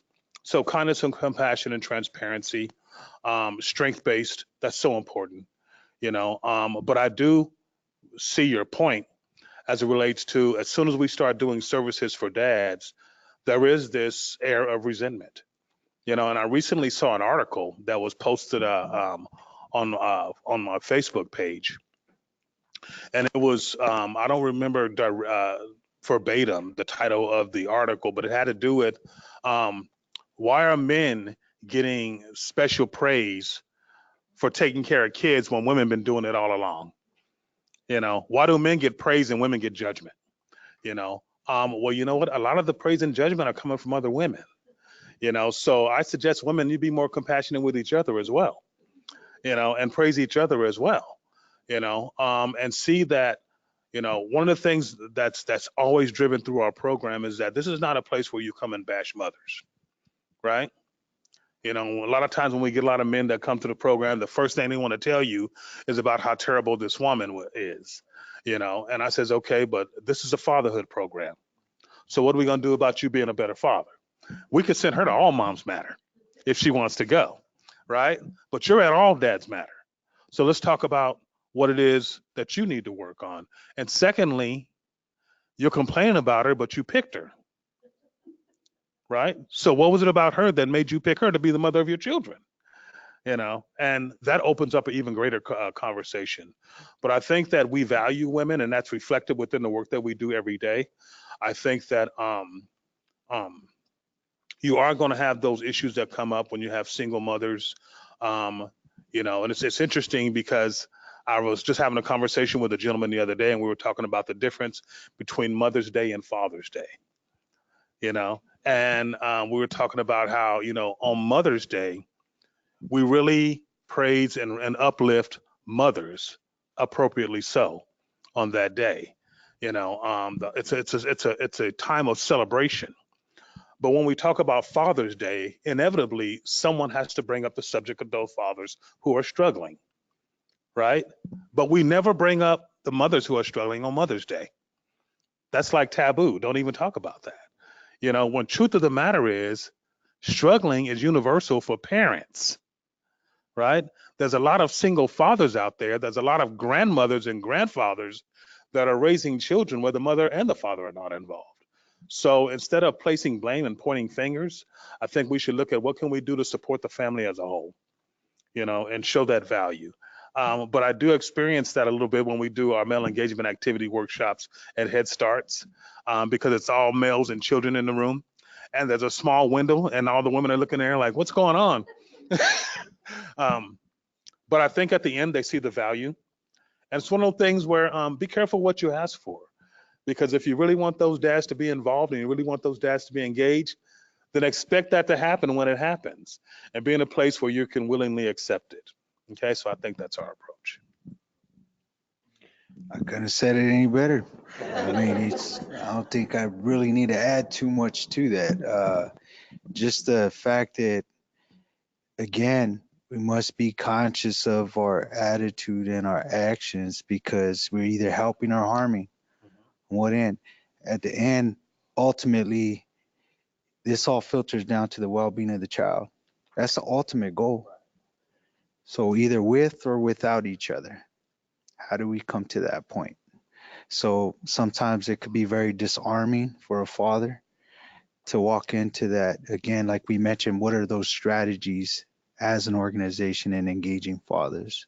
So it starts with that, just understanding that and not bashing at all. It's just, again, fathers being involved, fathers being engaged, are fathers accessible? Research shows the more that fathers are not allowed or permitted, or there's barriers to be in their child's life, more than likely they're not going to be in that child's life as time continues to progress.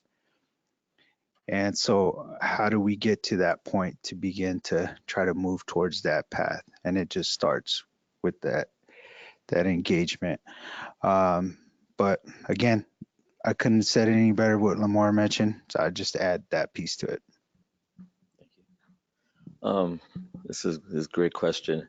I think it goes back to I think as agencies and what we're putting out, there's that gatekeeper thing that goes on, and I think that is always it's tough. So I think there has to be like a permission, a quote unquote permission for dads to participate, and it's okay because I think when information gets sent out or the role happens, it's always mom first or you know, that's the traditional role. And so whether it's intentional or not, then I think, you know, we feel that it's not okay for us to participate. It's not okay for us to take that lead role, that we might be looked down upon a little bit differently, or there's the dynamic of our family might be a little different, something like that. So I think it starts with that permission to participate. The fact that if moms are feeling some sort of way, that we're not replacing them, that for so long we've been kind of pushed back a little bit, you know, and if we're watching our own kids, we're babysitting our kids, or we're just watching them for the day, or we're not as skilled, or we're not as gifted parents, we're not as compassionate, we're not as loving, we don't have the same tools. And as a single father, that was very tough for me to hear, you know, because I know that I wasn't the perfect dad, but I did the best I could. I know there's a lot of things I needed to learn, but I did the best I could to learn them. And to be treated as, you know, not as good of a parent, and that my skill set wasn't as good, or my kid wasn't going to be as smart or as cared for or as loving or as nurtured, it's tough. So I think that as women in agencies and moms that, as Paul mentioned, dads who are more involved, the kids are going to have better statistics growing up, school, drugs, less violence, less incarceration, all these milestones that they're going to be better at or hit as a result of father involvement. So just shifting the thought process around fathers and who they are and what they are, and it being okay that you can both coexist as parents on the same level and not have to be the one to go to and the dad not be the one to go to, but if treated equally, that is a benefit for the family and a benefit for the child. More questions? Anybody in the room? If people have more questions, will they have your contact information if they wanted to email you with questions? We'll make that available? Okay. We can do that. Anybody in the room? All right. Oh, Here, yay. here. So I just want to. Oh, it's going through there. Sorry, mine said I It's a gotta hear weird it because I'm thing. used to it.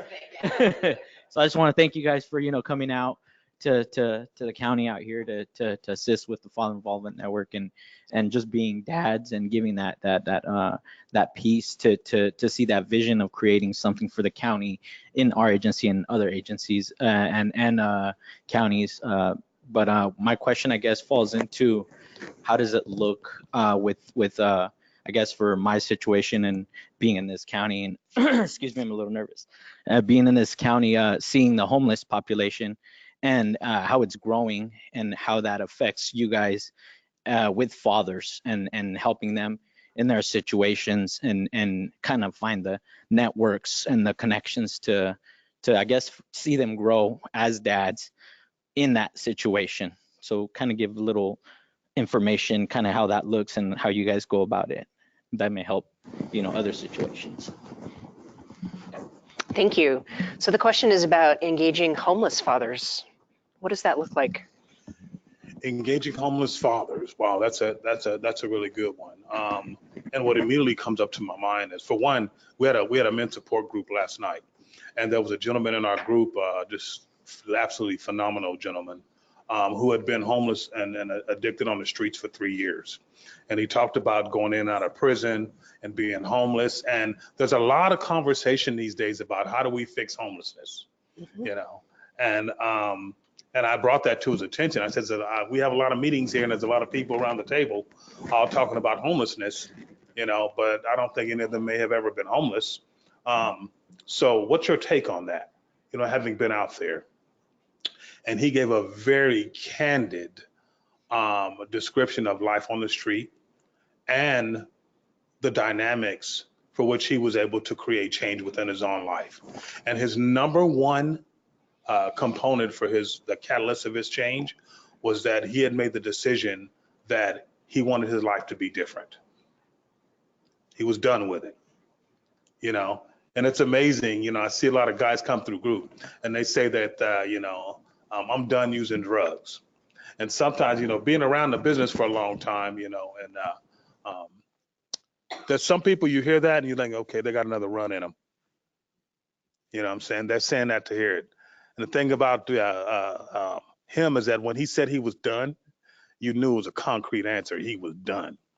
And so he's working very hard to get his child back. But when it came to working with those homeless dads, we talk about the things that you can do working from the shelter.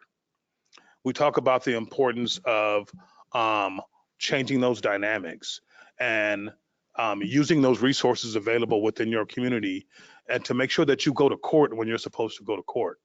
Make sure that you can be responsible and still be, a father to your child, even when you're homeless. That doesn't define you. It just defines your circumstances right now, and that there are steps that you can put forward. And I'm not here to give you the map, because there are other guys who have done it.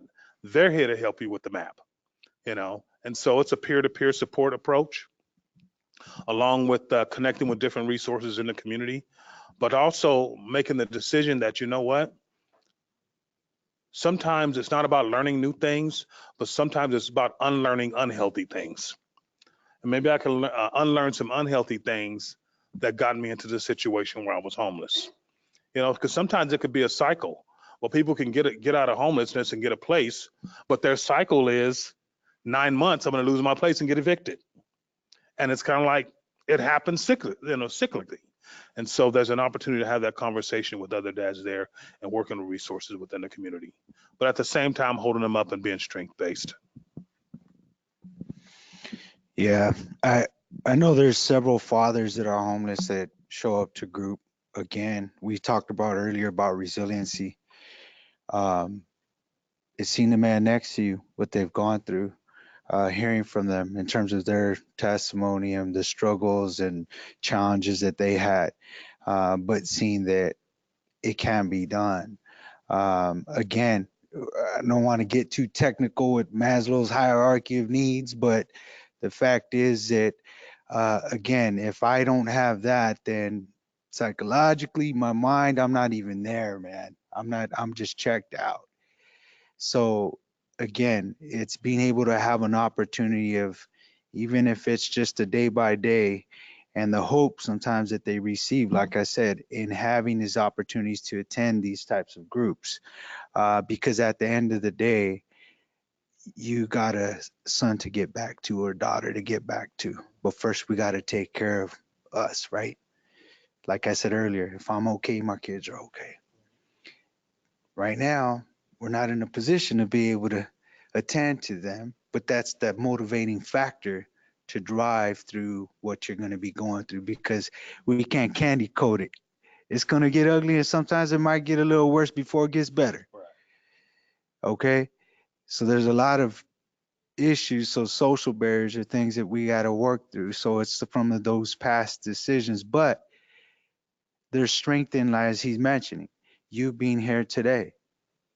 So that says a lot. So again, building from that strength-based perspective with our fathers as we move forward. And just also, again, for us within Project Fatherhood, the co-facilitators are not case managers, but through the FRC, they're able to have case managers, but the co-facilitators also, and even other fathers though, they'll tell them, hey, you need to go here. Right. Hey, there's that. Oh, I didn't know about that. Again, if they don't, then at times as well, like we mentioned, hearing the voice of the fathers and then bringing presenters or other kind of workshops that kind of stem around that. So obviously then when it's where there's a larger population, then now we're having a social issue. It's not just these individual issues. Like we have some of our men that are in domestic violence shelters, men that have been abused, and the shelters, oh, we don't offer that for males. We don't have that for this. So that's been a challenge. And because there's a growing trend in that area. And so again, as we mentioned earlier, being able to have either the workshops for the credit or these other issues, or trying to strive towards economic stability, because then this dad will find himself out in the street. And then that heals just that much higher. Okay. So just meeting them where they're at, you know.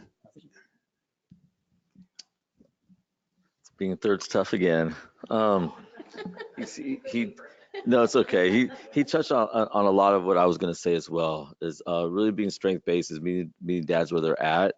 It's always focusing on what's strong and not what's wrong. So even though you're homeless, that is okay. You know, if you're at a group, that's great. We're all being treated equally, no matter who you are, what background you come from.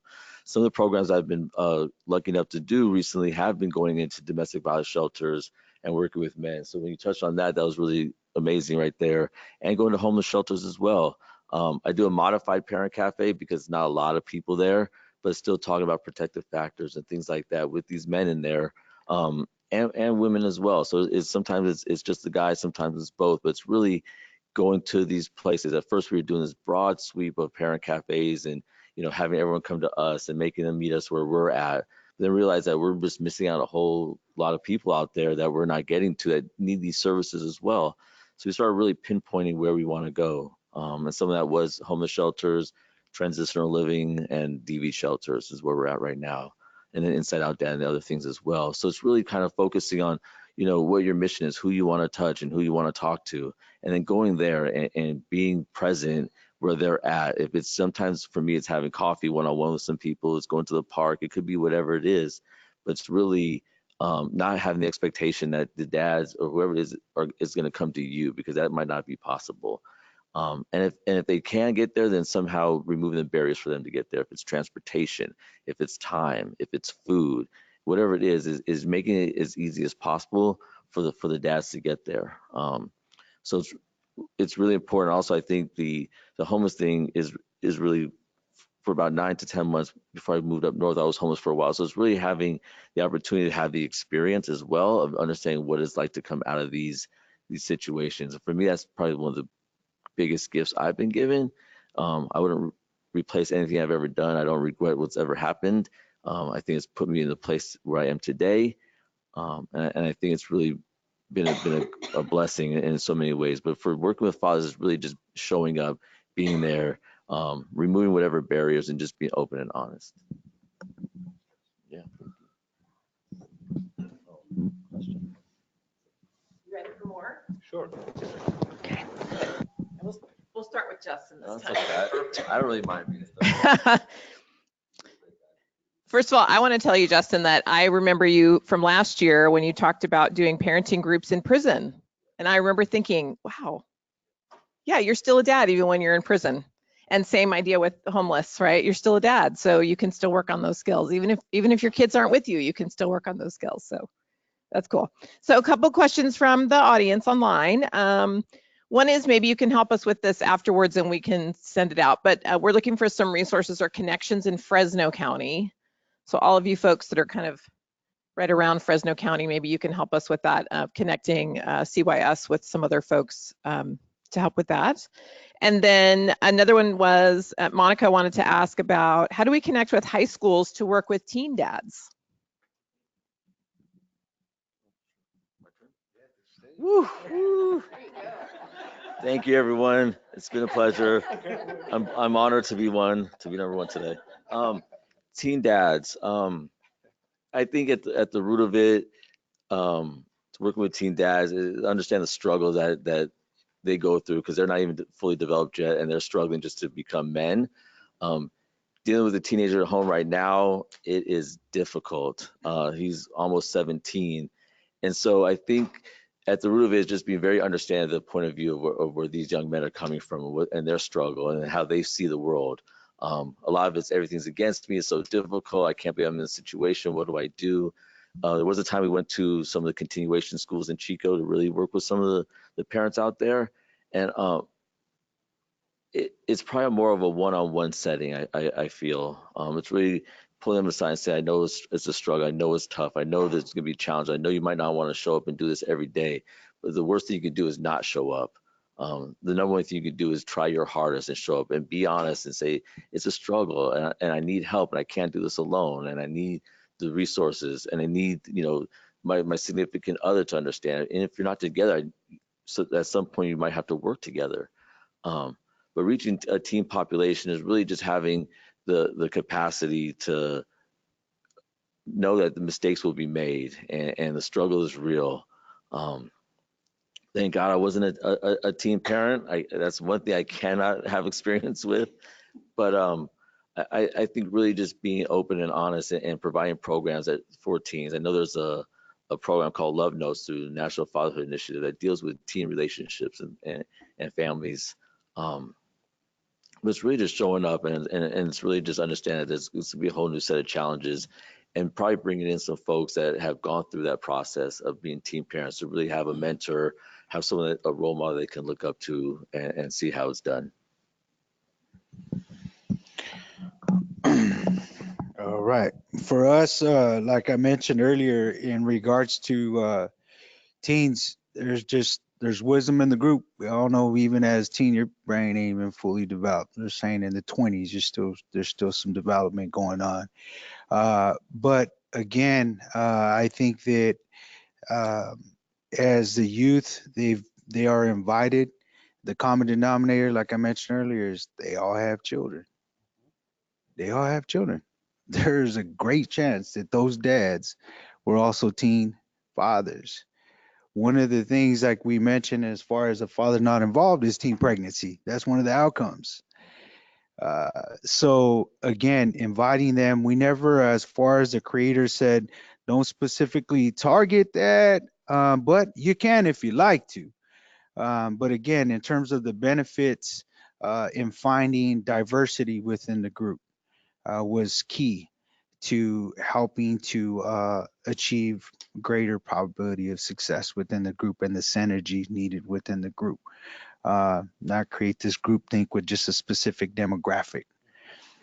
And because we all live this thing called life, it's universal. One of the things that we have recently done within our areas with targeting one of the school districts, and they were targeting specific schools that they were having many challenges with. And in terms of father engagement, so our first school we go to, because there was youth, no dad showed up. One of the strategies I want to mention that I didn't mention earlier is food. Yeah, gotta have food for for our fathers. Food helps. Yeah.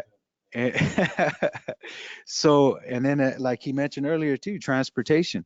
We had with our teen group, we have a TLC group. Some of our dads, but someone didn't show up. What happened? We don't have a way to get there. In our area, we have many pockets of rural communities, so providing that transportation too as well is very key. It's not that I don't want to get there, but I'm way out here. I don't have a way to go or get back. So again, those are things to kind of consider. But what we did is, again, we targeted specific schools, and then there's one in our region that there are teen parents.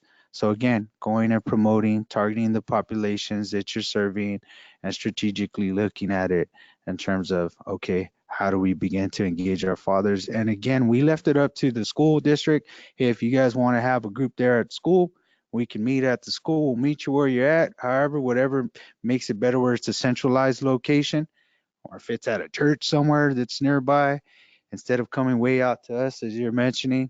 So trying to develop those types of strategies and engaging the youth to break that intergenerational cycle, right? So that's all. Thank you. Well, we apply a couple of different approaches. One is for our boot camp for new dad workshop, all dads are welcome. If you're expecting dad, all dads are welcome. And so it's not uncommon for me to have a 18-year-old teen dad with his 6-month-old daughter coaching a 32-year-old UC Merced professor on how to burp a baby. Justin will testify that he was there. It's not uncommon for that to happen, and it's strength-based. It's strength-based. Whenever I get a teen dad, when everybody's telling them this is what's going to happen, it's going to be this and it's going to be that. One of the things that I say, can you imagine 5 years from now, you and your child will be skateboarding together? You know what I'm saying? Connect them where they're at. You know, you have the energy for this 4-year-old that a lot of 35-year-olds are not going to have, you know, and build on that, because so many times they're getting messages about how they're going to be failing and how this is going to happen and that's going to happen. So we definitely have a lot of teen dads that come through the boot camp program. Every dad that attends boot camp gets a diaper bag. Okay. And if they see that their number one role as a father is to be a provider, every dad gets a man bag. Okay. It looks like a gym bag. There's no Winnie the Pooh, nothing like that on there. And it's full of over $120 worth of brand new stuff for that baby. So that teen dad leaves there feeling like I'm a dad like everybody else. And I bring my own gifts and talents and strengths to this relationship. And I'm taking home $120 worth of stuff. We also do a teen dads group at one of our continuation schools. And the first thing that I would like to say is we need to dispel some myths that we believe about teen dads. Like they're uninterested, like they're immature. We're all immature in some ways, but that they don't want to be involved. Yes, it's a small group because, like you said, it's a tough population. But the dads that show up, they're serious about it. They're serious about being fathers to their children. And we have teen dads that are working from 11 at night to 6 o'clock in the morning and then showing up to school at 8:30 and 9 o'clock. Okay. This is not the narrative that you hear all the time about teen dads, but you do. They're making very critical life decisions, like My family's telling me that it's time for me to quit school and work full time because I got a baby coming. And we're trying to convince this kid who's super smart, dude, you can get a better job with a diploma. You're college material. But the family message is, no, you're a father. It's time for you to go to work now. Your time for education is over. You know, I'm thinking about one dad in particular that I met at the continuation school, and he had a son that he loved and adored. He was nearly a year old, and he had went to the continuation school because he'd missed a lot of school because he was working, and I was missing some credits. Well, he was getting his credits back, and he says, you know, my number one goal is I just want to graduate with my class. I'm like, okay. He says, so come Christmas, spring semester, I'm going back to my regular high school. I said, all right. He goes, but I still think I need to work. I'm like, I think that you do, but let's create some balance here. And so this is how creative we came up with it. I said, I went to a friend of mine who works at the high school that he was going back to, and I got a cap and gown from a previous year. And I brought it to the teen dad group.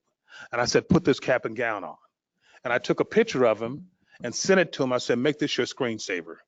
This is what you look at every day when you get up every morning and you go to school. Okay. Also, you have to think out of the box and you have to have a relationship. So I said, listen, from this day on, if this is your goal, I'm all in with you. If you don't have a ride to school in the morning, you call me. If you need some help getting something for school, you call me and I'll be there. And we use teenage communication.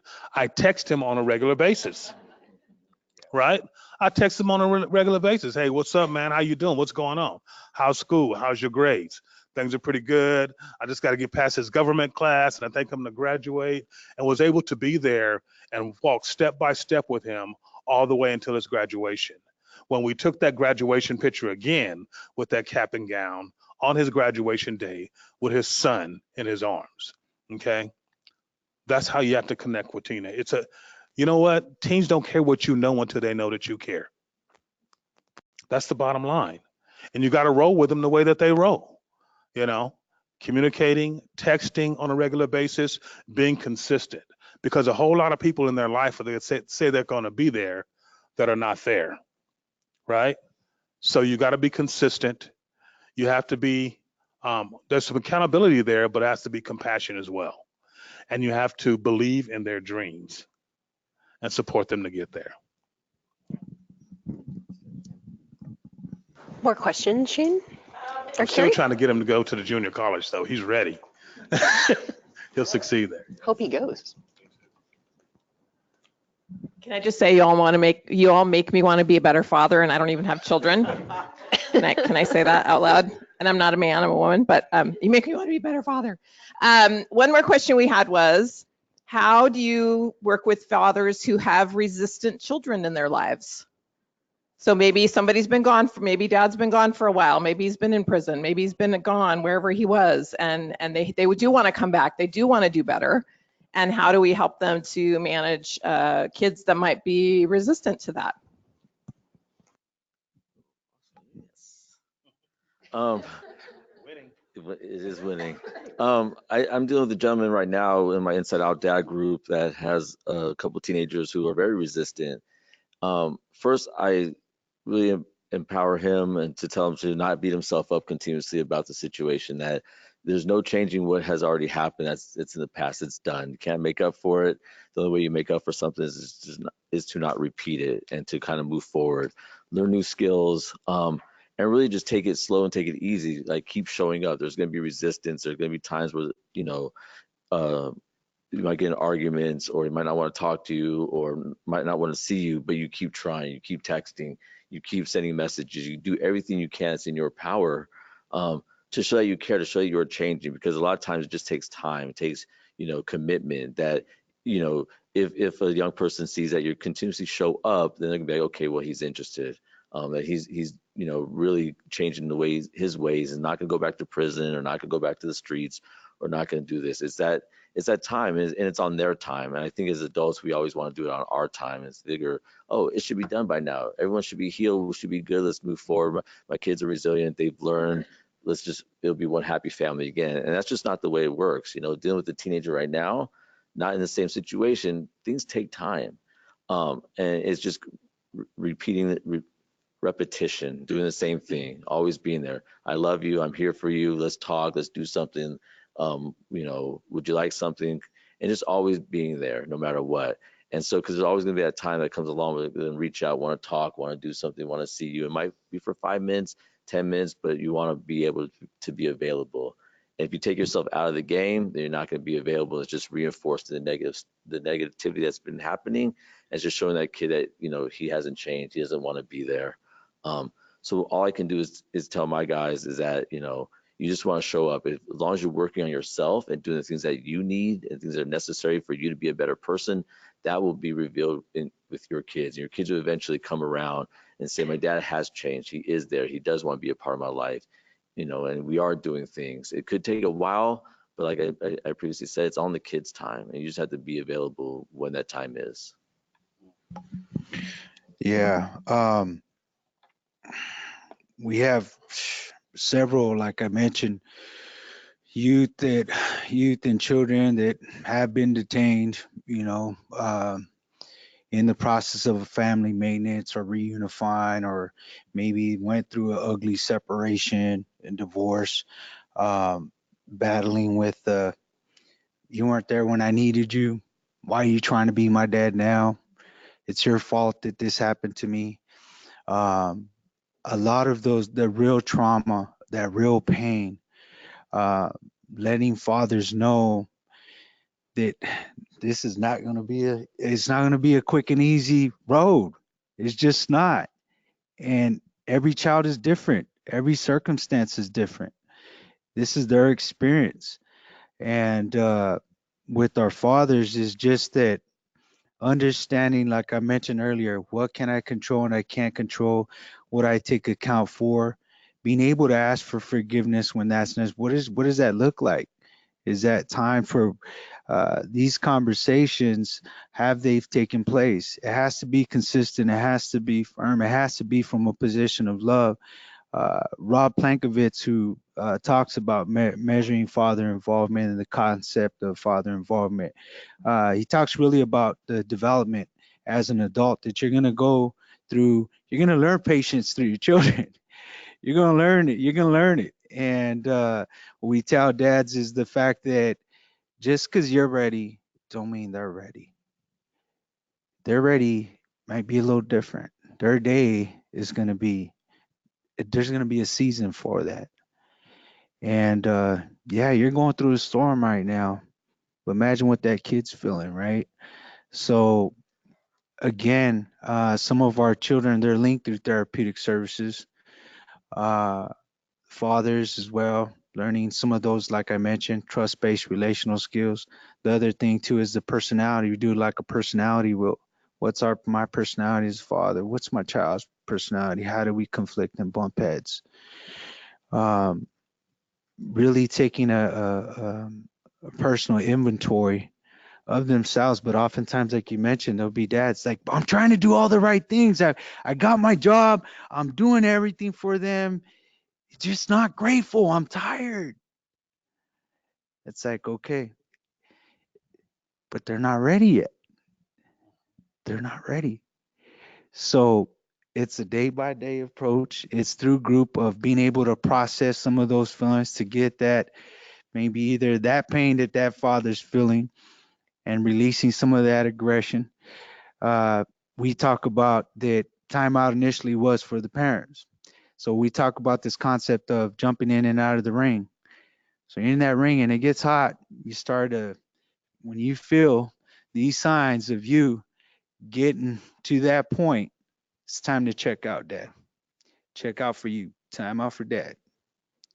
Get back in when you feel that it's kind of calm, then you're able to have this conversation because we see where this is going, right? So play this out, visualize. Where's this going to go? How is he typically going to respond to this? So being conscious of the decisions that we're making. And again, like I mentioned, of those 3 stages, decide, don't slide. Is this opportunity? Is this a teachable moment? or both of us? Is this something where I need to draw back from? It's like that fine dance, right? When I go in, when I come back, when I go out.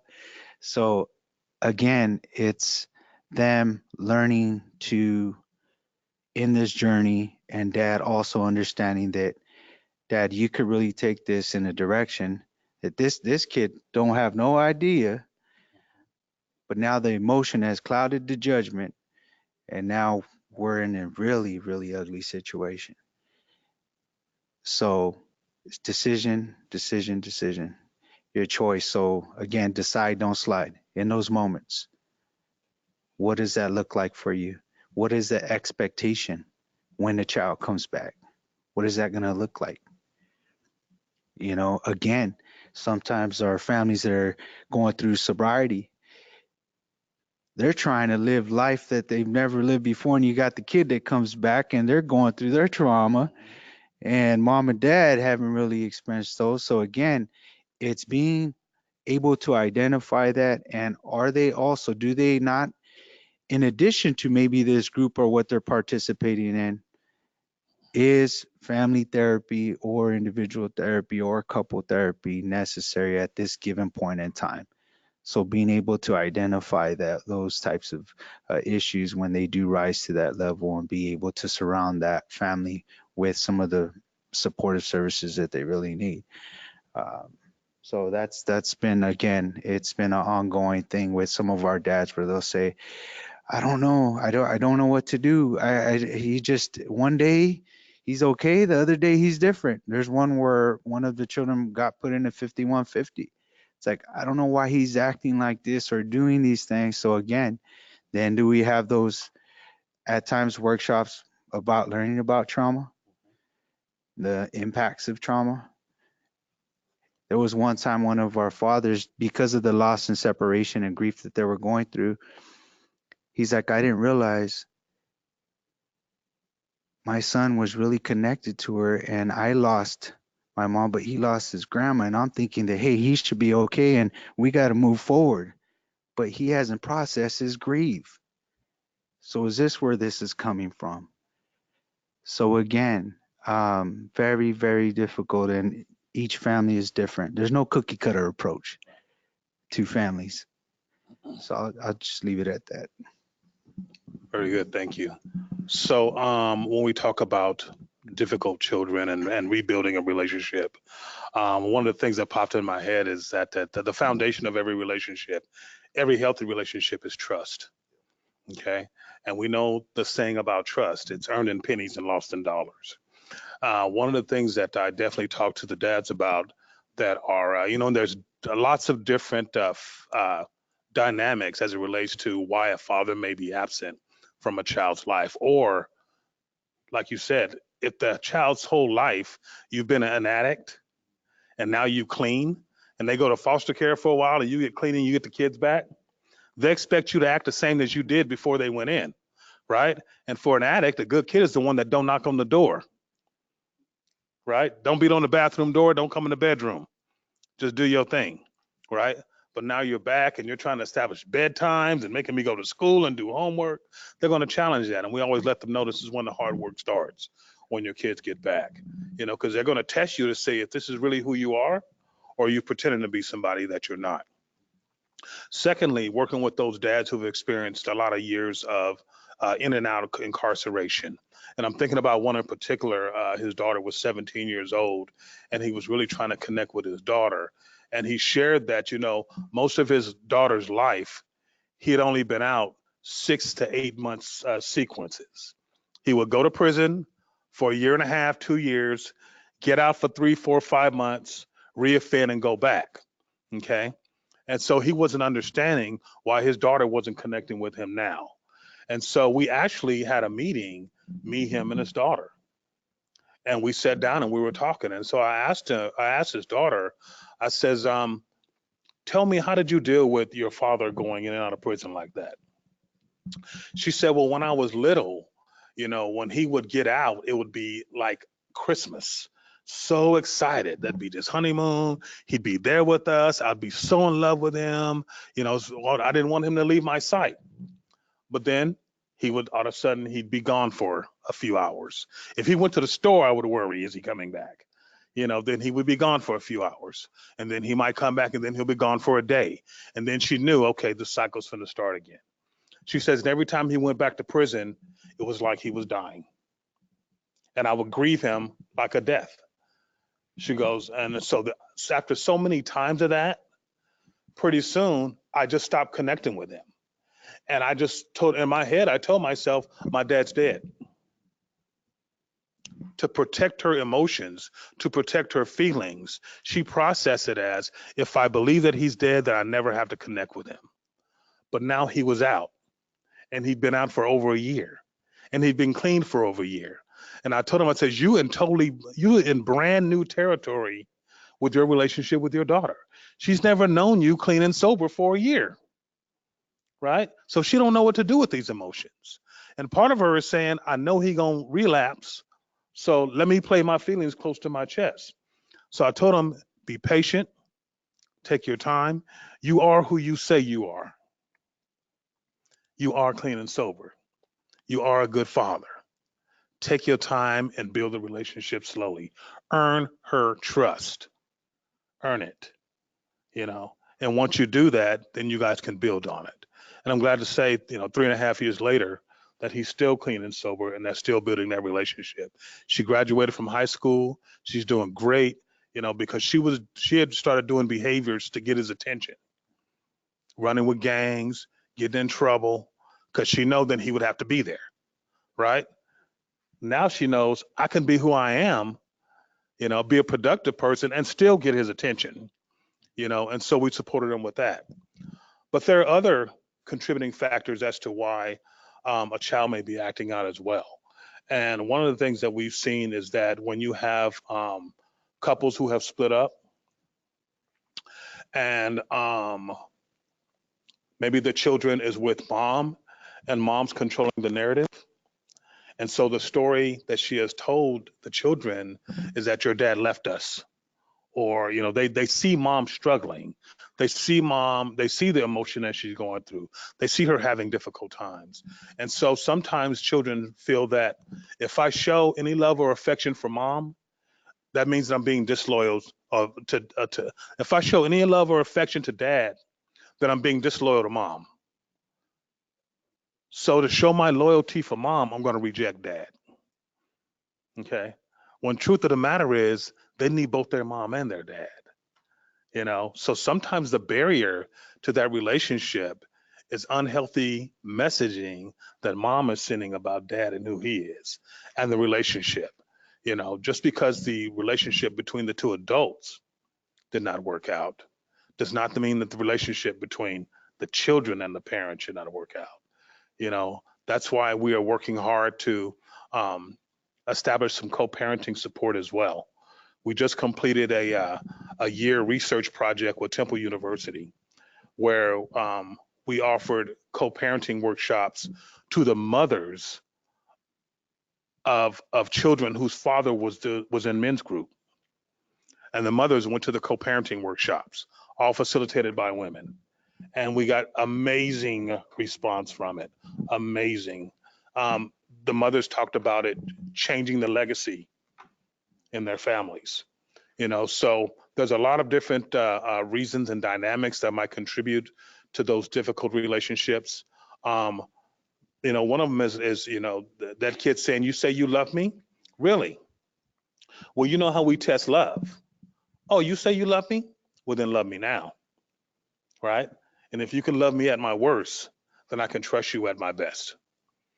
So it's about communicating with those dads and understanding too that, the challenges that you're having with your teen child is the same challenges that 20 million other American families are having with their teen. So this is not exclusive to you. It's a universal dynamic. But understand this, Dad, those preteen, teen years, a child's life is a storm. There's so many things going on. There's peer pressure, there's social pressures, there's bullying, there's expectations. Their life can be a storm. They need you to be a port in the storm. Don't be in the storm with them. Be someone that they can anchor their ship to and be safe, you know, and build that trust and build that relationship. I just wanted to follow up with the part of it. I think is that there's a couple of things that you touched on that really hit home.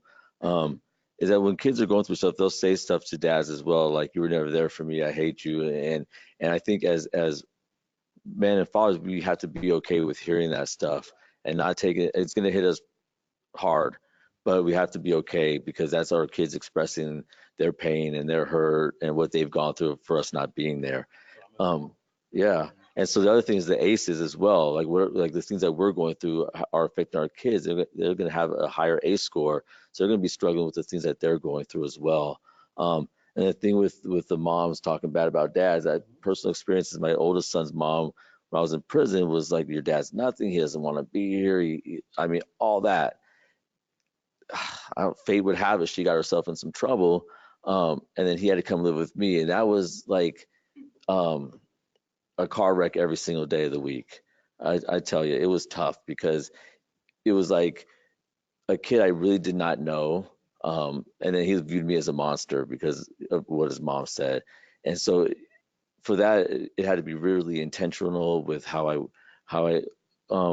we coexisted, you know, because my youngest son would just run up to me, but this kid was, my other son Jaden would stand back, and so it's really this weird dynamic of trying to, you know, figure out how I can incorporate my other son into our home when he has this experience of a dad that does not love him, does not care about him, does not want to be with this mother who's in prison when he was born. And so that's thank you for touching on that. And it's tough. We have to be aware of everything that goes into these kids' lives and what they're going through, and kind of put ourselves second and really put our kids first, trying to navigate these waters. Thank you, guys. Are we good? All right. Okay. I just want to thank you, offer appreciation to all of you again for being with us. There's a lot that you shared, and appreciate everyone in the audience for asking some really thoughtful questions, and for your capacity to reflect and share your experience and your knowledge. Very much appreciated. So what we are going to do now is take a break. It is a little after 11:30. We'll reconvene at 10 to 12. And when we come back, we're going to spend some time digesting this and having some conversations about what was sparked in us, what are we curious about, and what what are some things that we heard that we're excited about and we want to move forward with. So that will be part 2. For now, we'll take a break and we will convene everybody back at 10 to noon. All right, big thank you to everybody.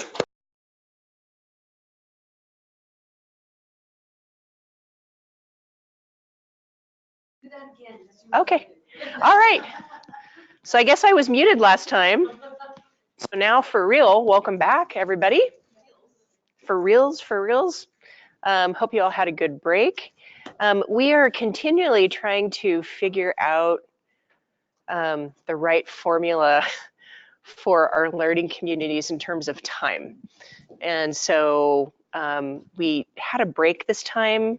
We didn't include a lunch break, decided to go a little bit longer and end earlier.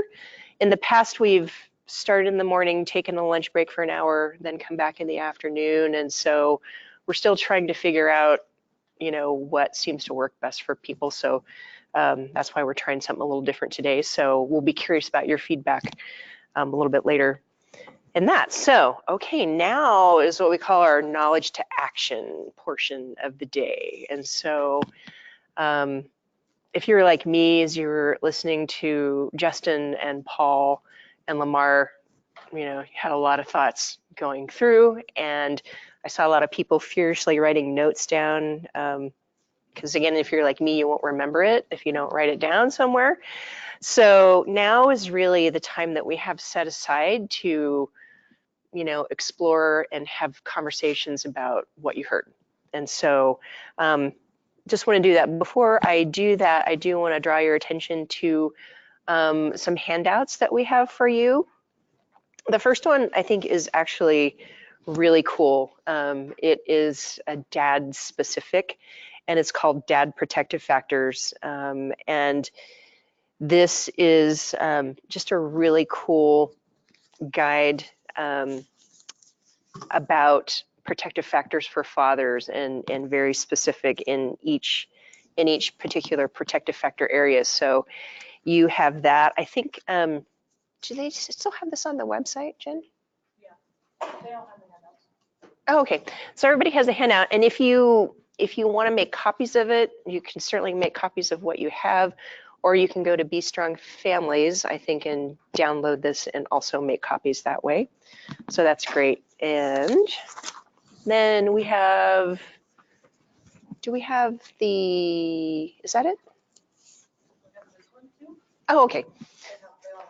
Okay, and then we have another handout from CSSP, the Center for Study on Social Policy, again, talking a little bit more specifically about protective factors for fathers. So those are both really great handouts. We're not going to talk about those today, but we're hoping that you'll take those back as resources and refer to those in terms of moving your work forward with dads. So I wanted to make sure that you all get those. Okay. Now what we're going to ask you to do is to get into some small cafe style groups, and so probably have anywhere between 5-6 people per group. And what we're going to do, we have some questions for you to discuss together, and what we're going to do is ask you, as you start out, your group will discuss the first question. And then we'll give you time to do that. We ask that somebody in your group be the note taker. And so you should have pen and paper or markers for you to use for that. So we'd love to just hear, we want you to jot down what comes up in response to your questions. And we'd also like somebody from your group to be the reporter. So someone who feels brave enough to come up and or stand at your table and share out a little bit about what you talked about. So when we after we get done with the first question, then we will give instruction about having you split up your group and move, so we get groups split up. So we'll ask half the table to stay and half the table to move and find a new group for the next question. So we'll do that 3 times. So we're going to have people shifting, and that way you're all going to get connected with each other in your conversation instead of being just in one same group the whole time, which is what we do in our parent cafes with our parents, which is cool. Okay, so everybody got that? Our Tulare, Fresno, Merced people got that? Ready to go? Okay. All right.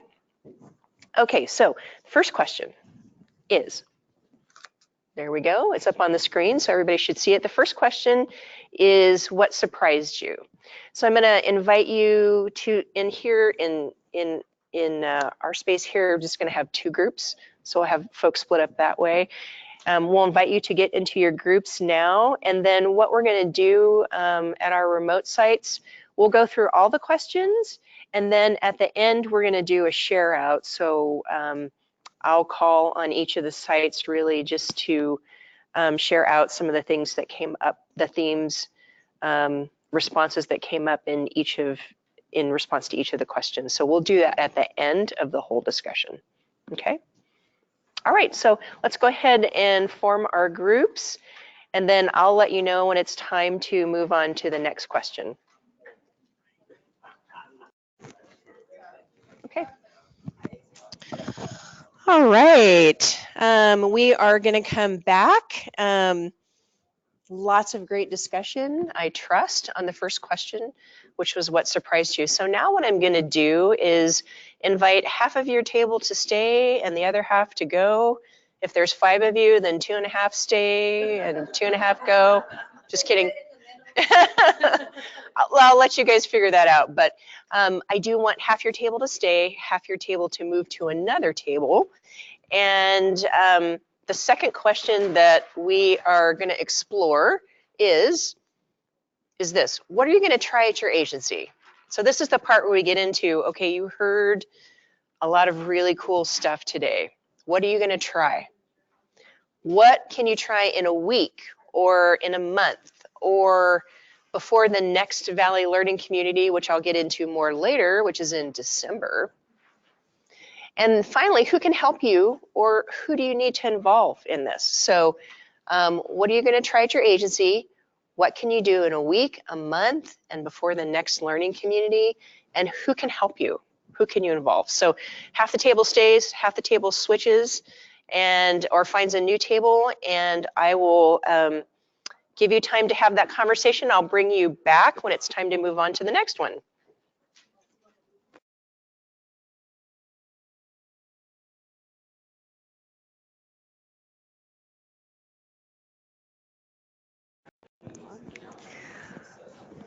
All right, thank you, everybody.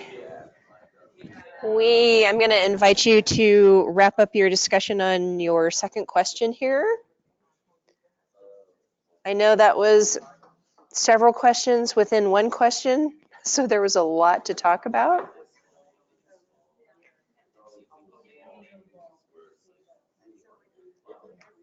And now what I'm going to invite everybody to do is to get ready to move again.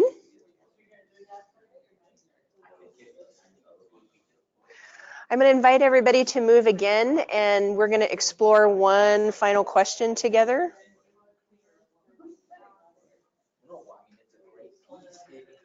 Stanislaus County is very chatty today.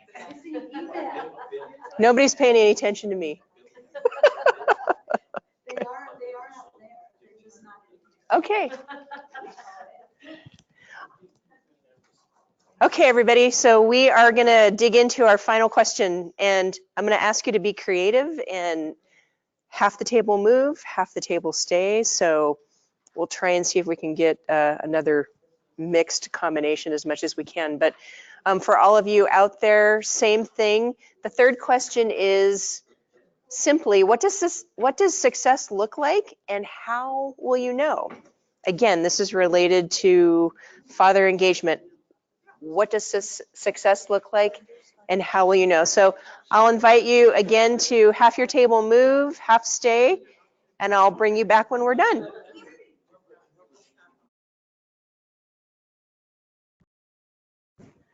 All right.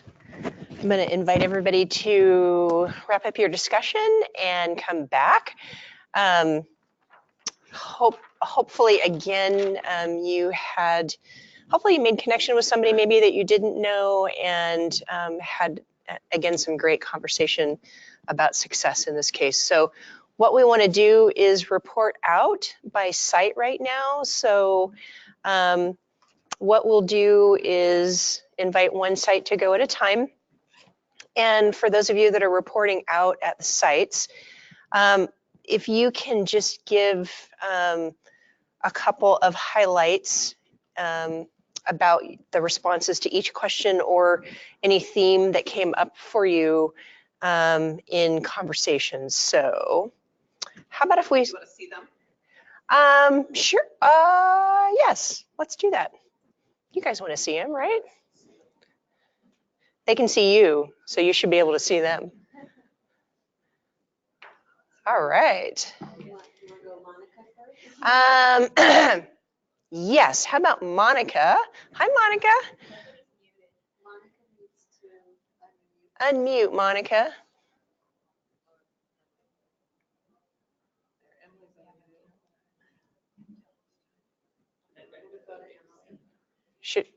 We're going to start with Emily? Yes. Hi there. Oh. This, my number.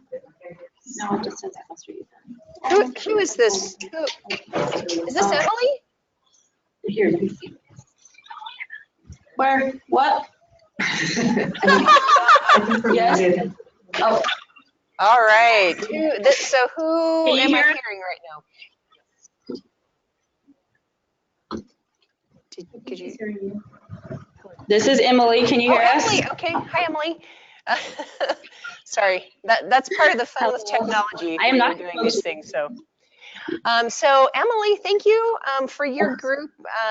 If you wouldn't mind just going through some highlights of the responses to the different questions, 1, 2, and 3. You're on. Okay, we have a couple of the guys that are going to go ahead and speak on our behalf. So they're going to start right now. Here they come. All right, so for the first question was what surprised you? And keeping prejudices in check.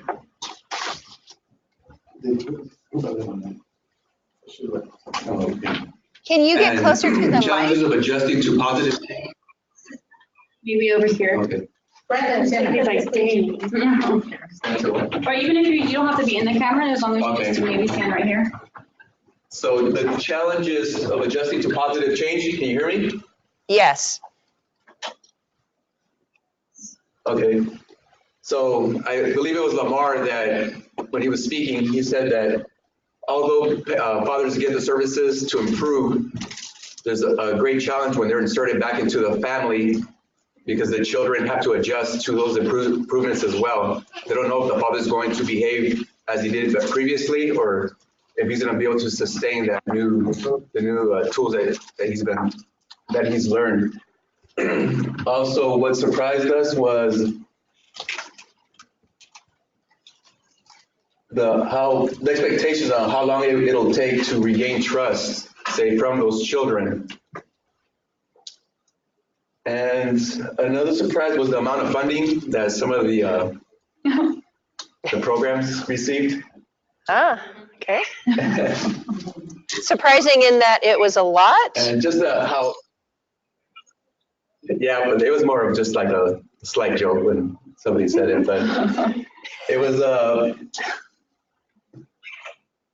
just and the effect that funding does have in helping programs succeed. And the homelessness issue, fathers that are homeless doesn't mean that they can't be served, that they can also be helped, that they still have something in them that wants them to be successful fathers. Awesome. And the need to help to change the thinking that fathers don't need services. Just like there's many services for mothers to help improve their relationships with children, but fathers are also in need of these services as well.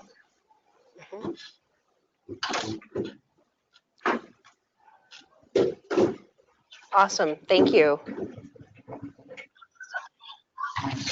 Got somebody else? Okay, for There we go. the next, for the next question is, what are you going to try at your agency 1 week, next month, or next VLC? We were talking about invite fathers to future meetings. As for fathers, when making phone calls, sometimes mom is the only one that answers the phone and just asks to speak to dad. Make it more welcome. I mean, make the meetings, making those meetings more welcoming, and include grandpa's figures too. Like, for instance, if we are advertising a meeting for fathers, and just we can add to it, well, if dad is not available, it's okay, send grandpa or a male figure in that child's life. And another one is to make male figure friendly advertisement.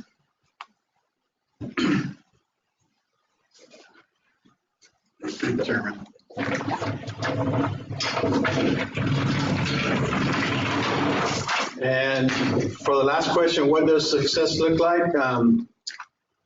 Success would be like maybe having a father who was afraid or refused to ask for help, going to an agency regularly now and be part of the system. And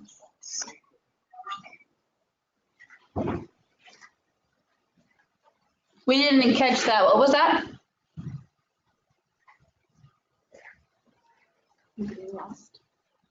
audio.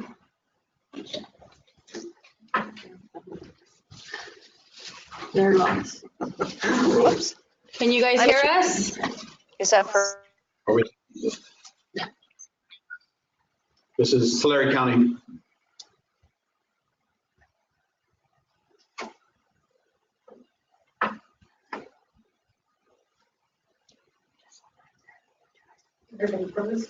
I think everybody's frozen.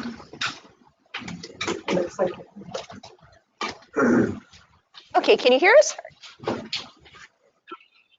Now we can. Okay, last question. What is? Another Okay, one. great. What does success look like? So I'm not sure if you heard the first one, having the father who refused to ask for help, go into an agency now and ask for help regularly. Great. Able to execute learning skills that are safe, learned. I'll highlight a couple more. Fathers being involved in their children's education and advocate for them. Going to school conferences, back to school nights, just by having them do that with mom, having the kids have a positive outlook in education now. Parent involvement, a happy kid who can go to dad for help, and then ideal co-parenting, and just awareness of what's out there for dads and families. That's it. Awesome. Thank you. That's an excellent vision of success. I love that. Thank you. Okay, shall we go to Fresno? Yes, can you tell Monica to please hang up, call back in, enter the code and the PIN number, otherwise I can't unmute. Oh, okay. Okay, Monica, just a little special announcement for Monica. You need to go back into GoToMeeting. Say it again, Carrie. She needs to hang up the phone, Hang up your phone, call back in, call back in, enter the code and the PIN number. enter the code and the PIN number, and then you can be unmuted because we're having some trouble with that right now. So in the meantime, we'll go to Fresno and she's got her chart. Yay. Angelita, so take it away. You hear? Are you getting feedback or we're good? Yes. Yes, we can hear you. Okay. So what surprised us was the vulnerability of the men and their stories that they shared, the panels, how much the mother's opinion weighs heavily on the men, as well as providing services, meeting men where they are, whether it's prison, shelters, or wherever that may be. And as well as really that the approach to working with men is very similar, if not identical to that working with women. And as well as our potential men/women and the workers, the bias that we may have without even knowing that we have it, whether it's even male workers or female workers. That's what surprised us. Great. Can you take that one off? And that was as a group. The next one is in the agency, what we could do. I'm sorry, I chose pink was a really wrong color. So research already existing programs that are successful. Create programming geared towards men that provide, like either if it provides if they need daycare, whatever that may be. More male staff as an agency, and women recruiting or inviting their partners. In a week, as a collective, they decided that they could implement events that are geared towards men, simple ones like donuts with dads or whatnot, or begin to create programming. Okay, what was that? In a month, this began to look for allies and champions that could be of support, create a strategic outreach program or plan and implement it, and research curriculum. By the next Valley Learning convening, we'd like to have some agencies would like to have a men's focus group to help determine how they'd like us to design their services for them, and who could help is our program directors or agency administrators.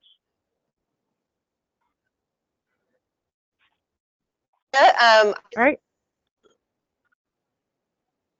Yeah. Okay. Next. Awesome. So whatever you did at the end worked out really well for you. Maybe Actually what I'd like for all the groups to do, if you could send us photos of your charts, that would be great, so we can combine all this stuff. And because I know it's really hard. The technology works well most of the time, but sometimes it fails a little bit in the end. So if had a little trouble hearing, but we know that there's some great stuff there. So anyway, I'll let you continue and see if we can hear your comments on the last. How will you know you're successful? For what success looks like is having an established rapport with dads. The language and systems within our agency have changed to involve and intentionally include men. And that includes from the government all the way to direct service or outreach and everything in between. And how will we know is that the men themselves will start bringing others in with positive. There will be an increase of dads or men in the relationship with their children and or either personal growth.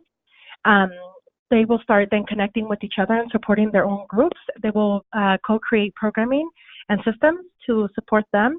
And there will be a culture of inclusiveness within the organization and all participants, including women, that men and women are welcome.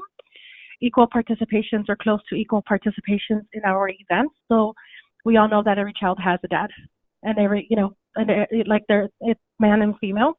And the last one is men participate with, men are written in the grants and outcomes of our programming or funding.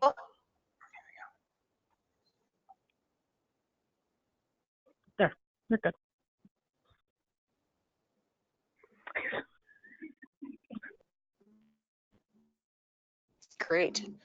Great. That is awesome.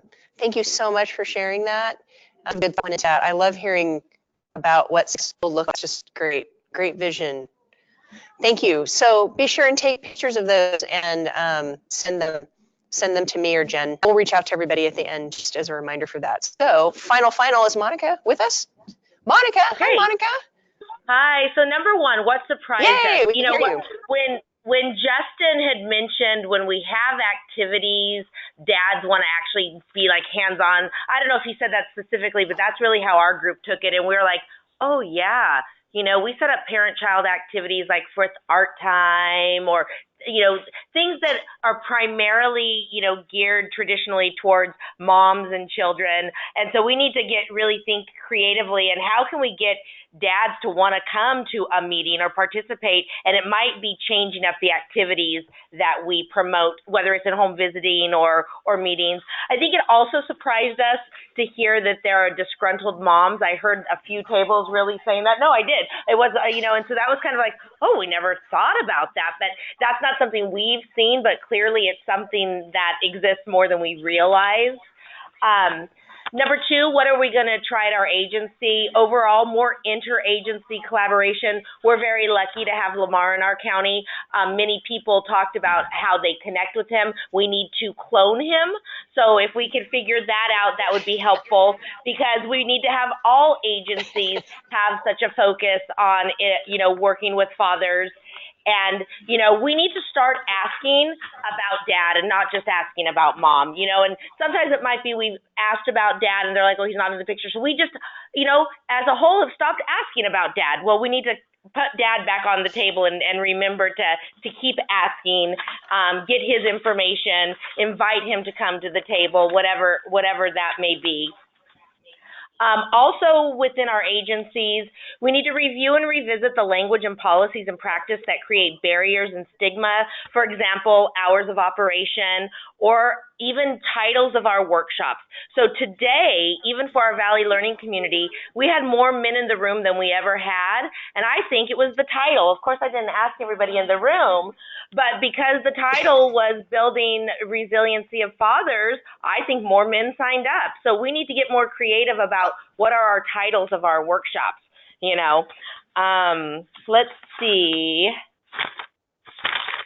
And then what does success look like?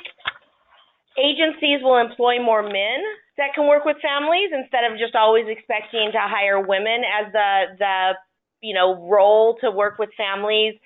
We would see improved communication between parents who parent children, including the father and the mother, or, the father would be an active participant in communication with the other parent, improved communication with his child, with service providers, with school, and feel welcomed, so that he'd want to be a full participant.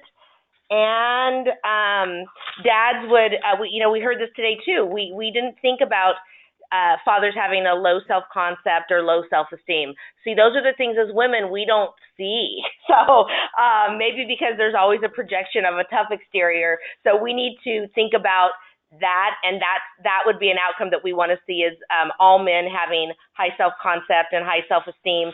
Because if you're taking care of yourself, if you're happy, your child's happy, or if you're good, your child's good. So we heard a lot of that today, and we're going to keep that with us. I think that's about it, unless anybody else in the room wants to add anything else. Okay, thank you. All right. Excellent. Thank you, Monica. So we need to clone Lamar. So we got to figure that out and get creative with our titles. So that's interesting. And thanks for those reflections. And again, just a reminder for everybody, take pictures of your charts, and Jen and I will reach out so we can get those from you, just so we can put that together. And then when one of the things that we've been doing is sending out newsletters to everybody on the mailing list. And so what we want to do is to really create connection for you all around what we're learning. And so this is a way, oh, here I am. So this is a way to do it, one of the ways to do it. So, oh, that's right, we are going to reflect in this room. I was ready to wrap up, so shame on me for that. We worked hard. I forgot my in-room peeps here. So, share outers. There's a microphone back there, so why don't we start with the back table and just tell us a little bit about what you got. Thanks, Shane. I totally forgot about that. Hello, everybody. Okay, so what we have here is the first question.